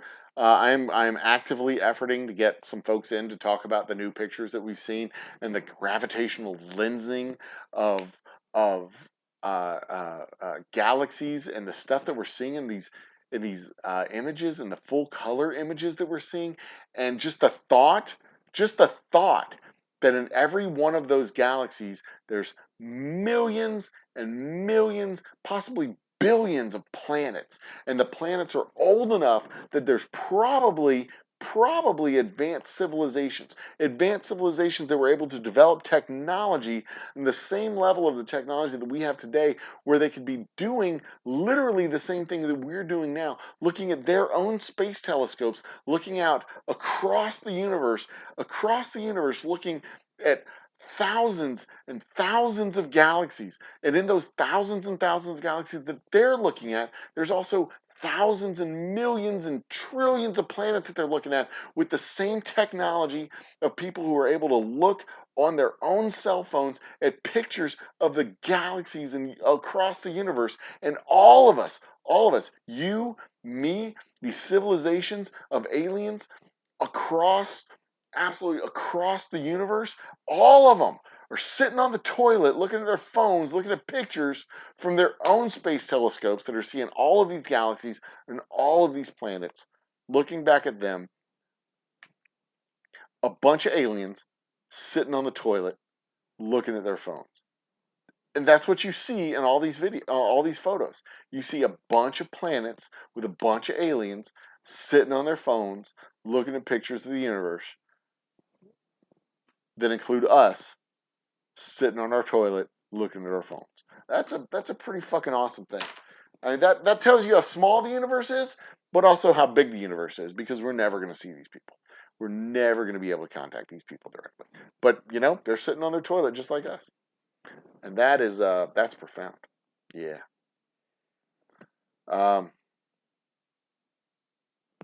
Performance anxiety? What the hell? Where'd I miss? What'd I miss? Anyway. The last message so you get. I'm almost caught up. Ting ting. I'm almost caught up. I'm only 10 minutes behind. Easy Street with Jen. Yes, I'm still going. Give me probably 30 to 45 more minutes and I'll be all caught up.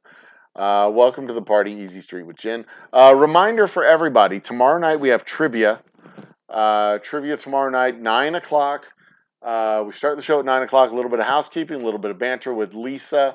We will do some, Unhinged Chronicles with Lisa, and then trivia. This is probably my last cocktail of the night. That is my Double Oak Straight Rye, available at finer apothecaries across the state of Texas. This is a little bit of water.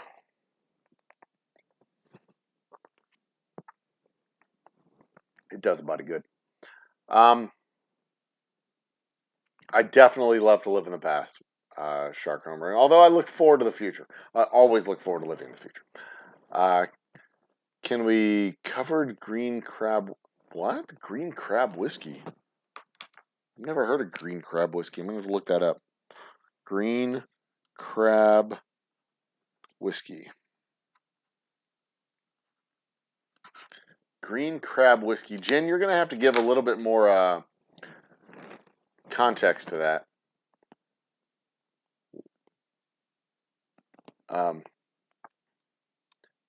Fluid art.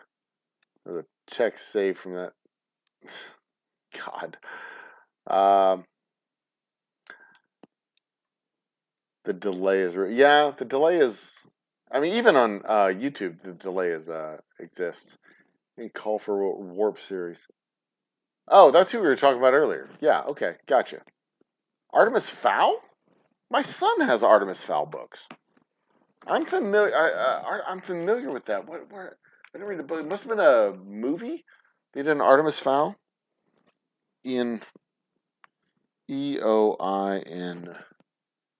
Ian Colfer. Yeah, my son's got one of the Artemis Fowl books. Maybe more of them. I don't remember how many he's got. Yeah, James Webb is just fucking amazing. All the stuff that they've got. That satellite, that telescope is supposed to be powerful enough that we could actually see physical exoplanets, not just evidence of, not just the formation zone around stars, not just the wobble of stars or the dimming of the light. We're supposed to be able to see actual planets around foreign stars, which just fucking blows my mind that we would be able to point a telescope at a star and see a dot of dirt floating around one of these. That blows my mind that we'd be actually able to image an exoplanet. I can't wait. I can't wait.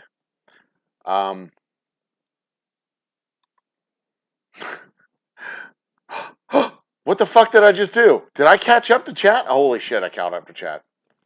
Speaking of the delay in case a broadcaster says a bad word. Boom, that deserves a drink. Cheers.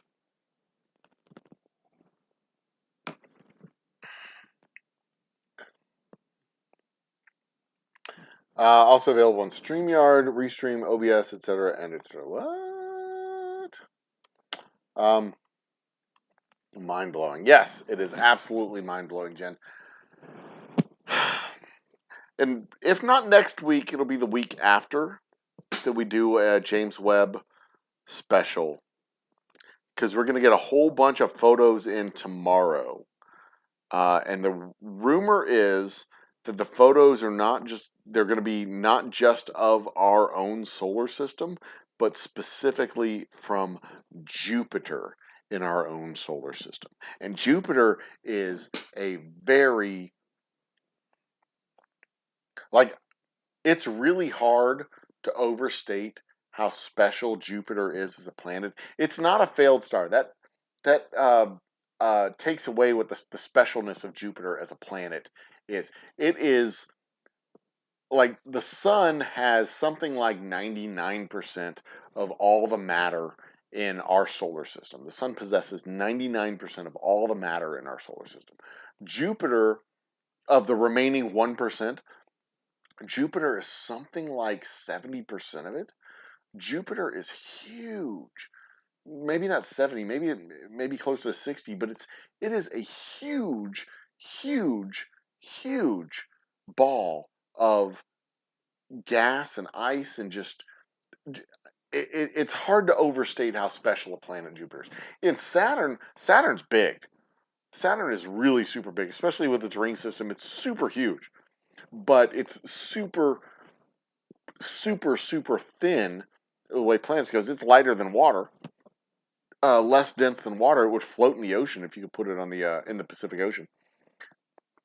Jupiter is really big, really dense, has huge. It's a huge gravity well outside the sun, and it's one of the big. I mean, it's like our bodyguard. As far as planets go, it sucks in a lot of space debris, keeps it away from Earth. Some celestial models, some solar models have it and Saturn being one of the reasons why we get bombarded with asteroids periodically, because they're both super huge gravity wells and they can pull in comets and asteroids from the Kuiper Belt as far out as the Kuiper Belt. But we'll know about that 10,000, 25,000 years from now when it happens again. If any of our satellites manage to pick up a rogue star coming directly at us, that would be considered watching the past catching watching the past catching up to us. Yeah, I think that's exactly what that would be. I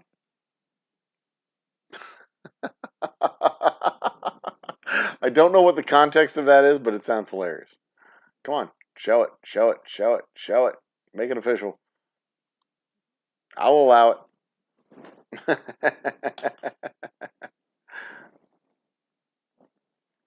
I mean, y'all can see it on the show. I mean, there's no reason not to allow it. Make it happen. There it is. Jupiter is often referred to as... Thank you for telling me another moderator. Thank you, computer. Referred to as Earth's...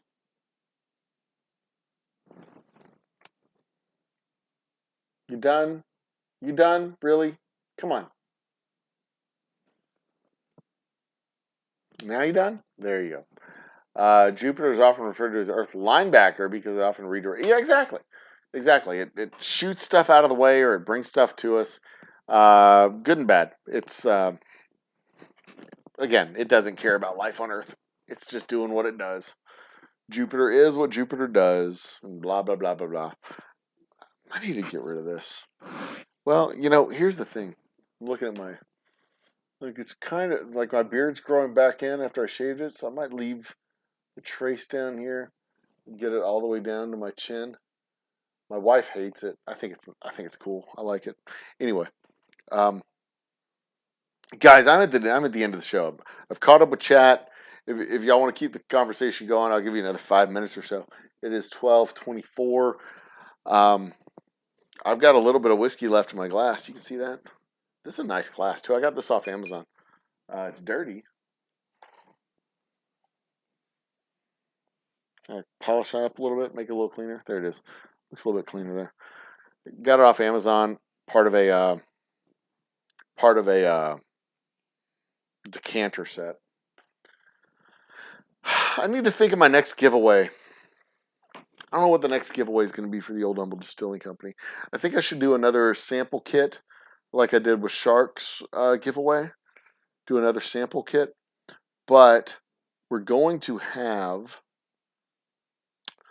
our Boomtown Bourbon, our Ghost Town Bourbon will be available soon. So I think what I might do is have a sample bottle of our Ghost Town Bourbon along with our other 3 whiskeys and a little piece of charred wood to throw in to the sample bottle of the Ghost Town Bourbon so that you can turn it into Boomtown Bourbon. Our Boomtown Bourbon release schedule is moved to March of 2023. And our Blackout Bourbon release is probably going to be May of 2023. Using the water that we had from the runoff of the freeze of 2022. Yeah, so we got time to think about. Spice combo. Check out NPR's Green Crab Whiskey. NPR, like National Public Radio? Green Crab Whiskey. I'll check it out. I'm curious. What is Green Crab Whiskey?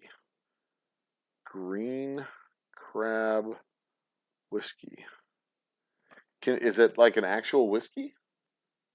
Oh, is it Pendleton's? No, can't be Pendleton whiskey. Jameson's Irish, Rabbit Hole Distillery. Crab whiskey made from invasive species by the New Hampshire Distillery? Green crab. Is that what you're talking about? Invasive green crabs turned into whiskey by Tamworth Distilling? Is that what you're talking about? Holy shit. All right, I'm in. I'm in. That looks like whiskey you can buy. So I still want to do this. I still have this idea of doing 50 states of whiskey, the United States of whiskey, where you have 50 states, 50 whiskeys, an ongoing series where I get a whiskey from a state, and that sounds like and I don't mean like whiskeys I can get at my local liquor store. Factory whiskeys do not entertain. They don't excite me. I want the whiskey to be from a specific distillery in that state, and not just like distributed from that state to a wholesaler. So being able to find something cool like that, like a green crab whiskey from New Hampshire. I don't know if New Hampshire has a. Let me look and see. Maybe I can pull that up in my Google Docs. Because I had listed all the states and a specific whiskey from each one of those states. Let's see if I can do that. I'm going to come over here. Small batch exclusive, that's it. Okay, Bacon, the Blackout Bourbon series is a whiskey made from... Okay, so our water source is captured rainwater. That is the water source that we use at our distillery. So in February of 2021, famously, we had a blackout here in the state of Texas because our governor is hopelessly corrupt. Our energy, ERCOT, Energy Electric Reliability, ERCOT, Electricity Reliability Council of Texas, ERCOT, is horribly corrupt. Everything's like ass backwards, horribly corrupt, jackoffs.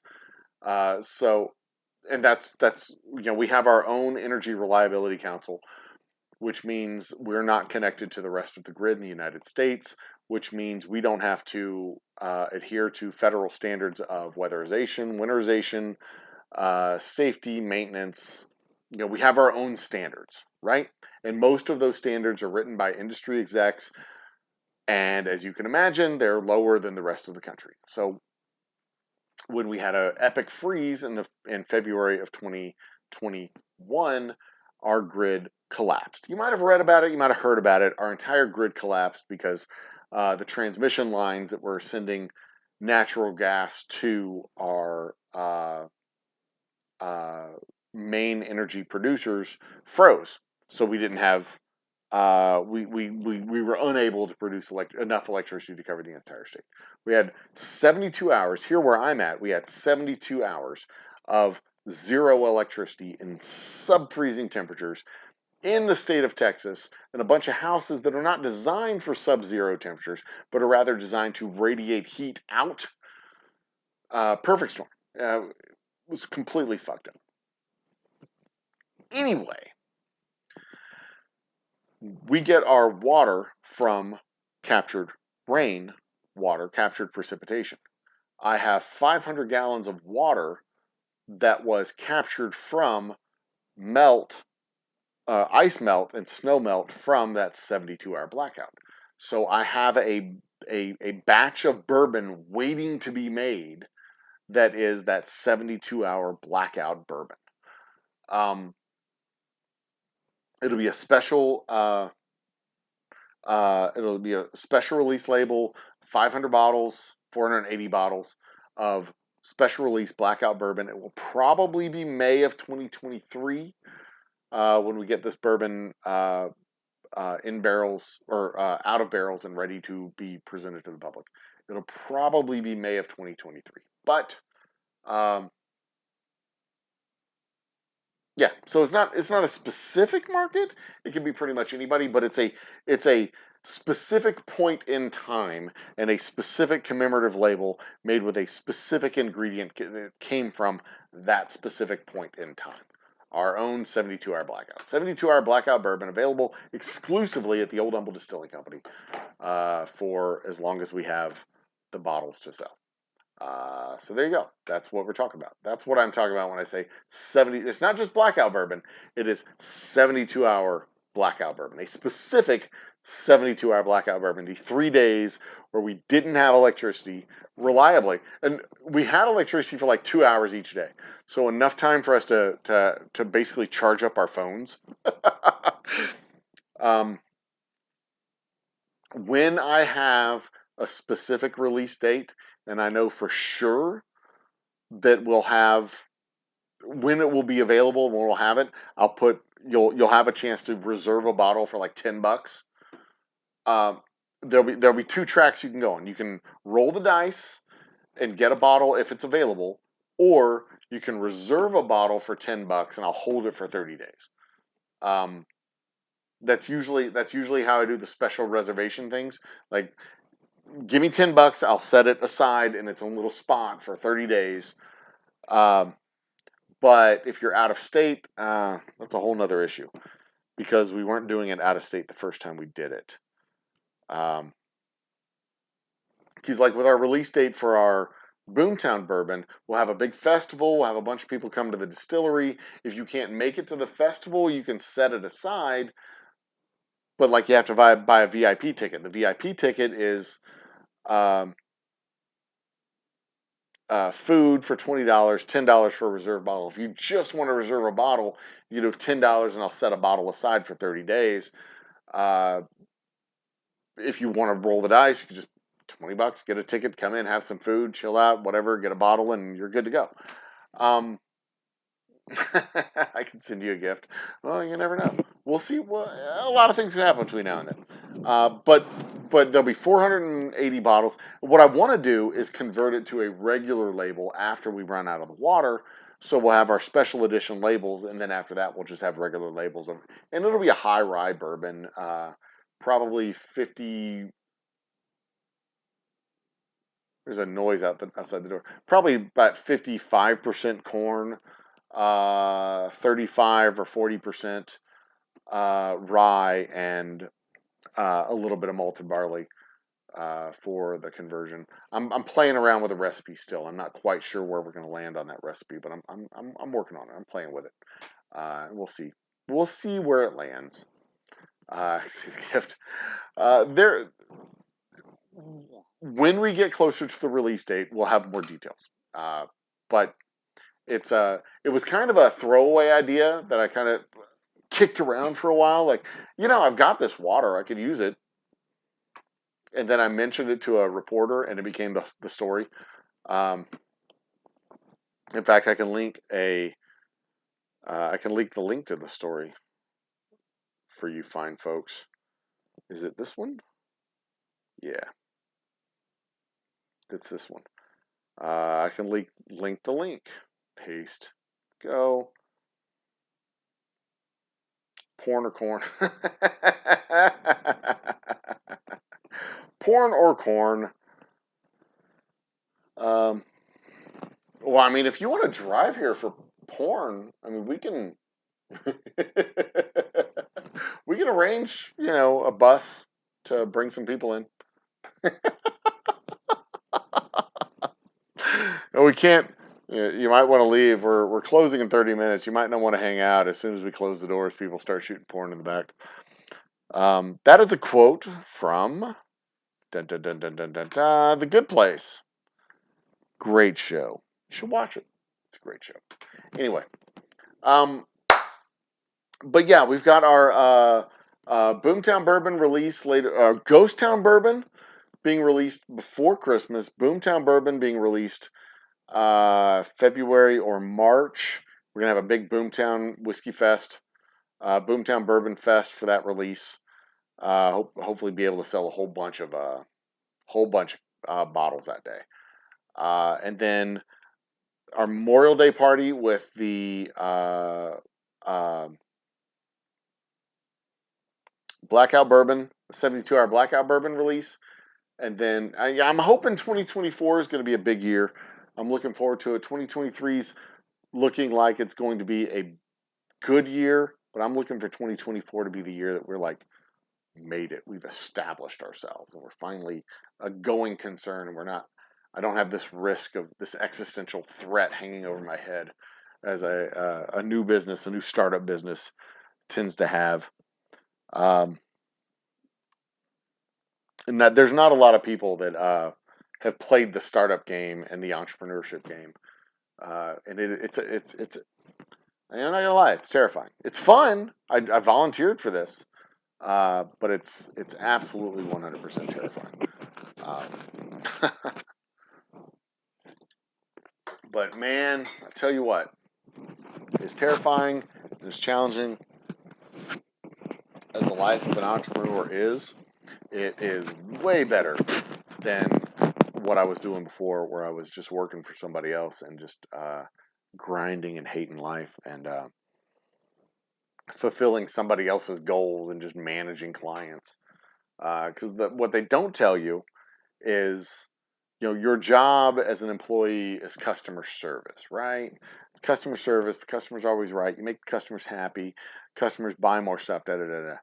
It's not really what your job is. Your job is compliance. It's compliance with whatever it is corporate wants you to do, and making sure that the paperwork's right, and making sure that what you're doing is that you're fulfilling the needs of the company. You're getting more fees, you're getting more income, you're getting more revenue. That's just and those two things, good customer service and fulfilling the needs of the company, they don't always match up. Because sometimes the best way to service your customers is to tell them, look, our product is not the product you need. You need to go somewhere else. But that's not what the bank wants you to do. And it's frustrating. When did I start making and selling my own whiskey? We started making and selling our own whiskey in 2013. Our first batch of Boomtown Bourbon was made in November 2013. No, October 2013. And was made available to sell for the first time on Memorial Day 2014. We had, on Memorial Day 2014, we had vodka, Boomtown Bourbon, and Roughneck Reserve Bourbon available for sale. So we formed as a company. We formed as an idea in February of 2012. We organized as a company in February of 2013. We had our license to produce in October of 2013 and produced our first whiskey and vodka that month. That whiskey went on to become bourbon and was ready to sell in May of 2014. In September of 2015, I bought out my partners and moved the distillery down to Humble, Texas. Our second batch of bourbon was released in February of 2016. Our third batch of bourbon was released in November of 2019. And this bourbon will be the first of, it won't be a single batch. It'll be the first bits of bourbon that we make on an ongoing basis. And that'll be released. It'll be finished next month. It'll go into barrels. It'll be finished and into barrels next month. And then it will be done aging in late February, early March. So I'm thinking the release party, the tentative date for the release party is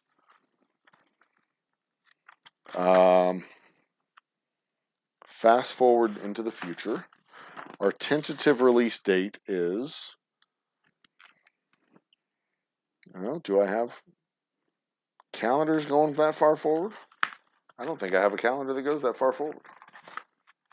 Usually they have the months, at least, for the next couple of years, so you can kind of see shit. Oh, here we go, 2022, 2023.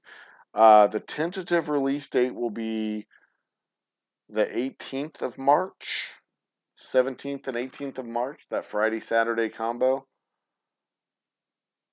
That's the tentative release date as of today. I don't know for sure. There's a whole lot of time that'll pass between now and then, and that date can move forward or back a week. I didn't do this full time as a full-time job. I didn't do this full time until October of 2019. So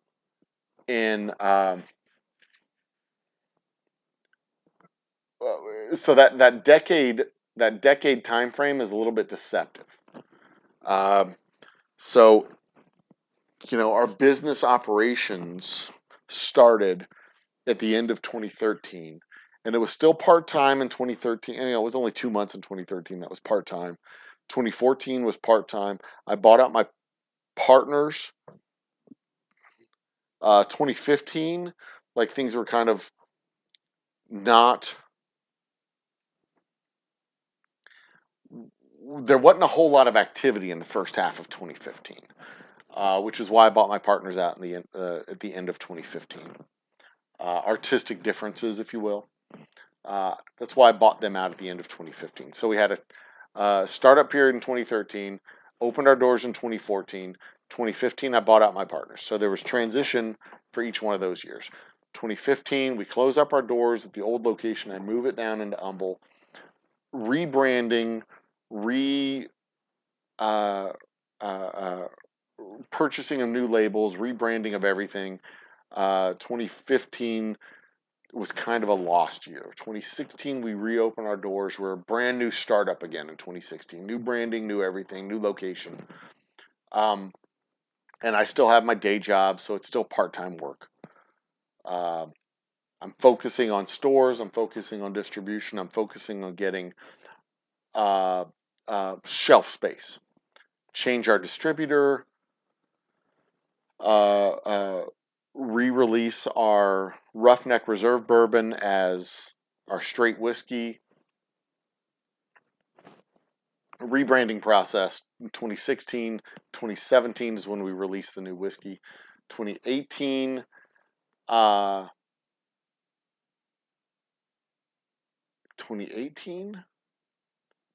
2018, I go into specs and get more shelf space with our main retail partner.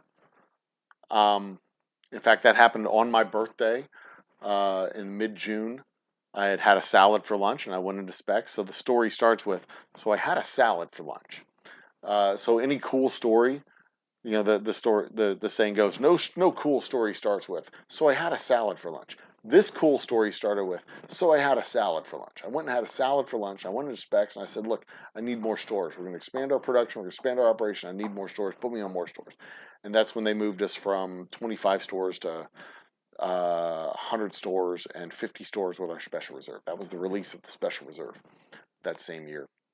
But it was still part-time. It was still part-time in 2017, still part-time in 2018. Moving into 2019, I was making plans to go full-time in March of 2020. I was making plans for it, but wasn't ready to do it. We were going to close up that one location and move to a new location. Our next batch of bourbon was going to be released at the end of the year. We were going to go out with a bang, close up shop, and move to the next location. I lost my job in October 2019, so we went full-time in 2019. And then the apocalypse started. March 2020, we had a bunch of momentum moving up. Into March 2020, we were going to have another batch of bourbon go hit the shelves. We had sold out all the shelves, and then bam, everything blows up. And we lose all of our momentum. Everything closes down. So there was another transition that happened. We finally get through the pandemic. I am now, I'm actively trying to get our new equipment installed, but it's going to be, cost like $16,000 to install our steam generator. I just don't have $16,000. So I've gone to another distillery that can distill the same stuff, that has the same equipment that we have. They're right across town. They're about 15 miles away from my shop. I'm going to go to them. I'm going to get them to distill my raw product that I need, and I'm going to get that raw product, bring it back to my distillery, put it in my barrels, age it in my shop, and get my bourbon produced in the next 18 months or in the next 9 months, and do 4 or 5 batches with those guys so that I can turn around and put in my equipment, and then I won't have to go to them anymore and get the base product made. But it's Texas distilled whiskey, made right here in Houston, right across town, and it will be every bit my product, and I'm very much looking forward to it. Did we recently win awards in New York? Yes, Jen, we did, in fact.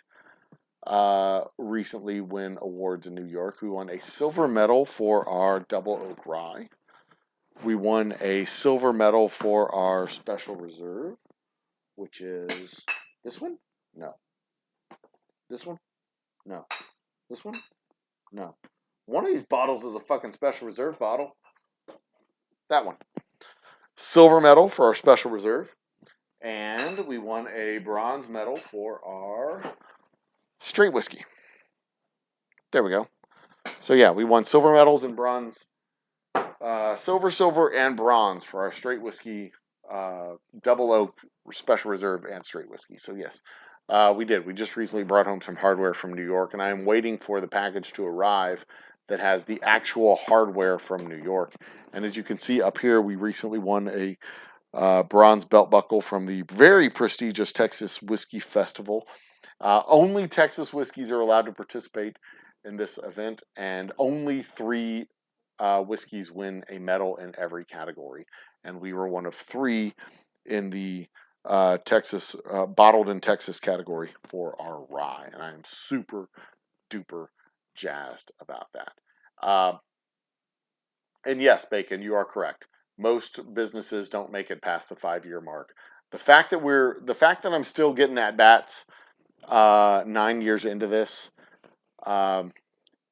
gives me no small amount of pride. I'm very proud of the fact that I've been able to do what I've done. I still have a long ways to go as far as the operations of business and growth of the brand. We are so close. Um, like my goal, my minimum goal. It's not a hugely ambitious goal. We're a small shop. All I've got to do is deliver like 40 cases a month. That's it. 40 cases a month. The business takes care of itself. The business takes care of me, takes care of my family. And it gives us enough to be able to put some marketing money back into it and grow it and continue to grow. But it is it's a really challenging industry. We've had some really challenging economic headwinds, especially with the fucking pandemic, of taking a business full time uh, at the same time as as the goddamn apocalypse. I mean, basically, our first full year of operation was this year, 2022, because we did not have a full year of operation in 2020. And 2021, we were still getting, uh, we, we weren't working like the economy, not even us, the economy wasn't working at full speed in 2021.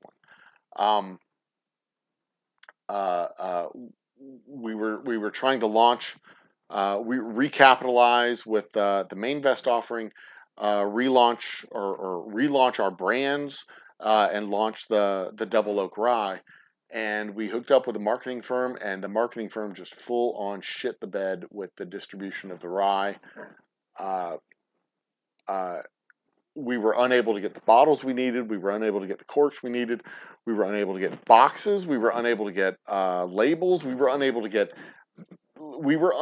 get about 60% of the materials we needed to really be ready to deliver the product that we needed to deliver on time. And the marketing group shit the bed.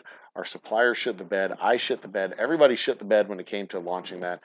And instead of delivering it in September the way we were supposed to, we didn't get to deliver it until February. And it completely wrecked our 2022 numbers, our 2021 numbers. Completely fucked us. So that was... There's no other way to describe it. It was an economic disaster. It was really, really, really bad. That first order was a good order, but it came 5 months too late, and I still had to pay rent for those 5 months. So, it sucked.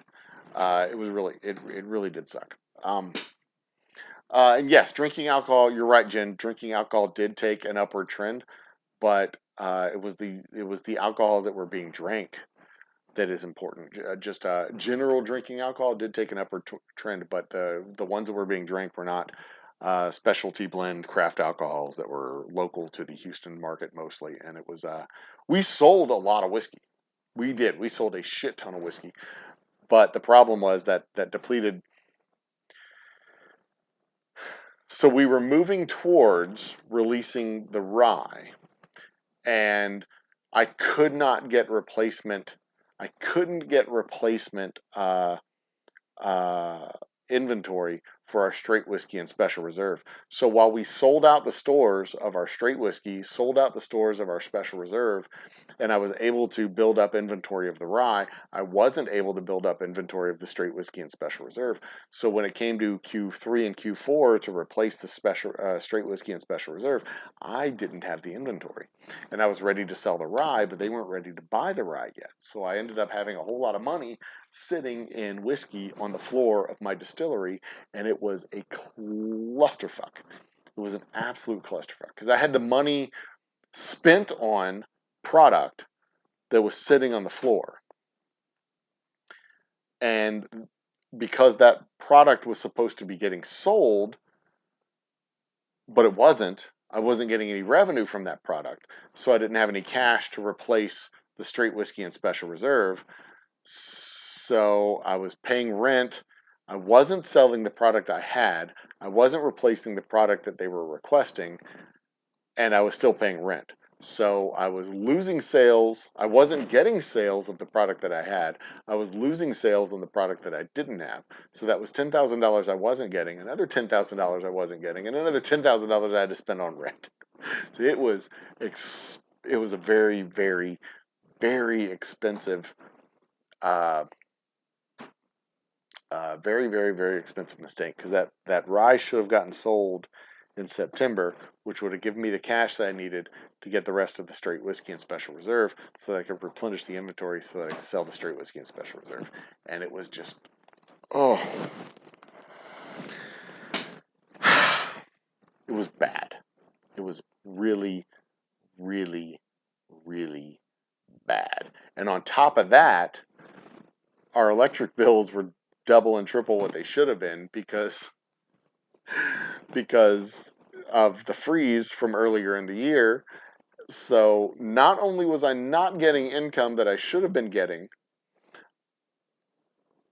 at home, because I wasn't getting I wasn't able to pay myself at home. Our home budget was upside down because our electric bill was $300 more than it should have been. And it was, oh my God, November, December, and January were really, really, really, really hard months. And that's just crazy. That's just absolutely, it was a crazy time. And uh, it was one of these days when you get a chance to sit around my brand new bar at the brand new tasting room at our brand new distillery. I'll tell you all about it. But those 3 months, November through January 2021 to 2022, was just, oh my God, it was so bad. It was so bad. There were many, many, many conversations on the phone where I was just yelling at people, like, "What the fuck is going on? You gotta give me some information. What is going on? Y'all were supposed to pick this up last month. What is going on? Where's my boxes? Where are our bottles? Where are our corks? What is going on?"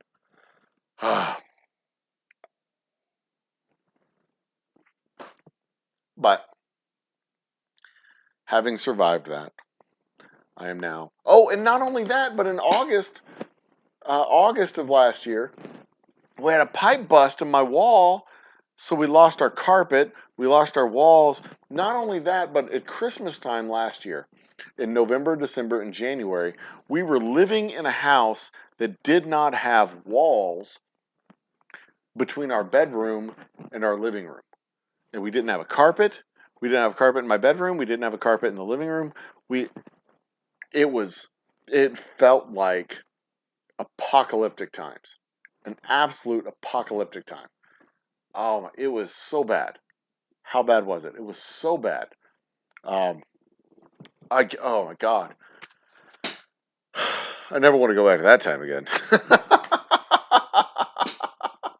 It's one of those things that is so bad that you get it like pushed out of your mind and you don't think about it. But I swear to God, I'm thinking about this for the first time now. What is it, July? I'm thinking about those months for the first time right now and how bad it was. Like, oh my God. But yeah, I mean, I, through all of that shit, I kid you not, through all of that shit, uh, not once did I consider ending the distillery. There have been times that I've thought about it when I was still doing it part time. Like, this is not worth it. It's not worth the effort. It's not worth the energy. I don't see. It's you know, we're not able to bridge that gap. But moving into the new facility with all, I see the light at the end of the tunnel. I see where we're going, and I see what can happen with this, and I'm very, very, very excited. Uh, but I'll also say that before I started this entrepreneurial path, I had less anxiety, less depression, less. I mean, just all the good shit that comes with entrepreneurialism. You know, the freedom to do stuff and all the, you know, the freedom to determine your own fate and all that. The risk reward matrix and all that. It is totally worth it. Absolutely, 100%. I am not everyone's cut out for it. Still don't know if I'm cut out for it. Um, but it's definitely rewarding. But I'll also say that all of the bad stuff that came with it, I was not expecting it. The depression, the anxiety, the lack of sleep, the the the the, the questioning yourself, the uncertainty involved, that roller coaster of I'm a genius and I'm a fucking idiot and I'm a genius and I'm a fucking idiot that you go through every single day, it is, it's challenging. I'm not going to lie. It is really super challenging. But I volunteered for this. This is the life that sometimes I look back and I wish that I was able to just accept my corporate job. I wish that I was able to work for a manager. I wish that I was able to follow the rules. I wish that I was able to do the corporate thing and be happy with it. I was not, and I'm not, and it's and I've chosen the life that I've got, and I I'm grateful for the opportunity, and I'm looking forward to the light at the end of the tunnel actually arriving and it not being a train. I'm looking forward to the payoff, and I hope that it's not a circumstance where I'm planting trees where others will live in the shade, and others will enjoy the fruit. I really do hope that it's a circumstance where I'm planting seeds that I can enjoy the fruit. But in reality, my grandkids are going to see the biggest benefit of this. My kids and my grandkids are going to see the biggest benefit of this project that I pulled off. I'm in my late 40s now. I may die without ever having seen my business fully mature.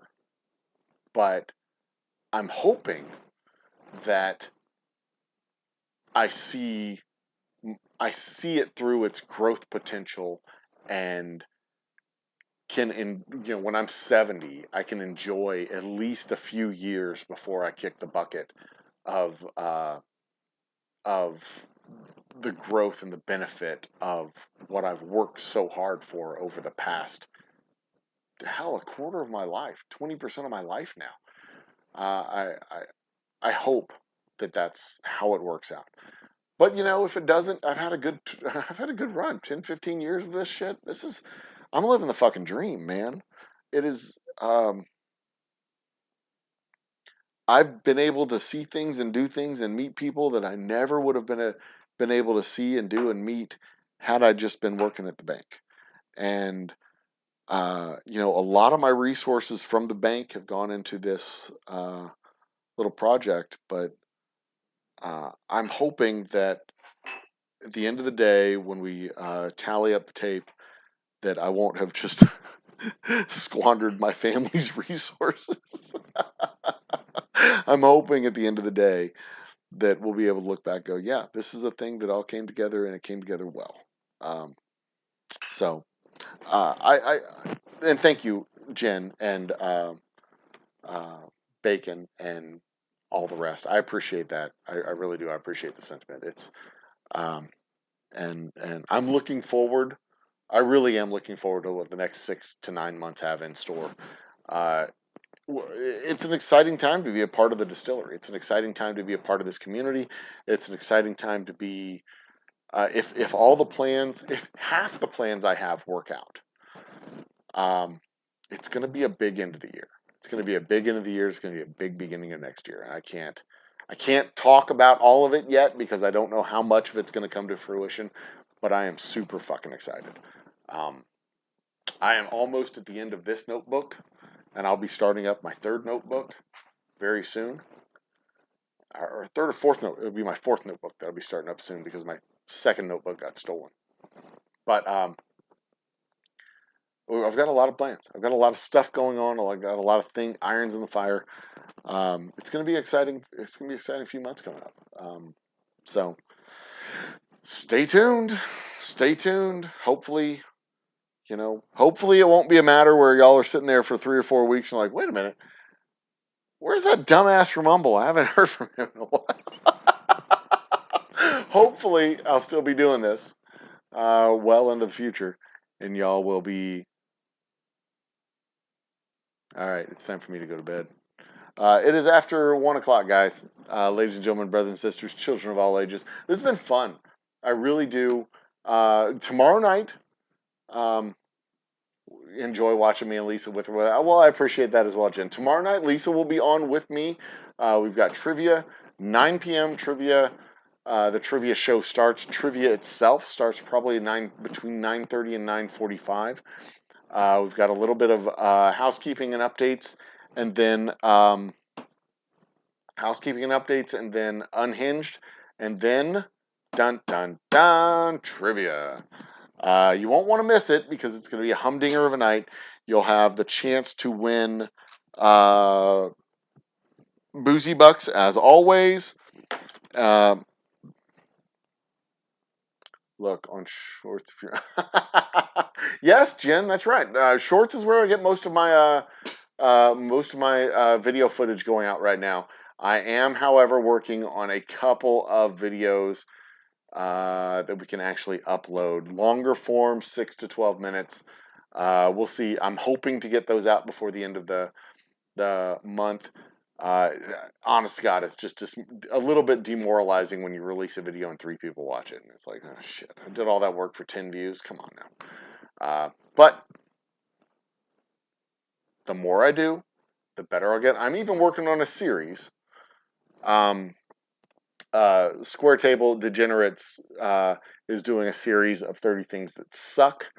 30 days of things that suck, or 30 things that suck, whatever he's doing. I think I'm going to go the other way. 30 things that I absolutely love. Just a quick series. It won't be shorts. It'll be little 5-minute videos of 30 things that I absolutely. And I'm playing around with that idea. I'm building a list, and I'm probably going to film it, record it all over the course of like 3 days, and then release 30 days of things that are awesome. So stay tuned for that. Be awesome.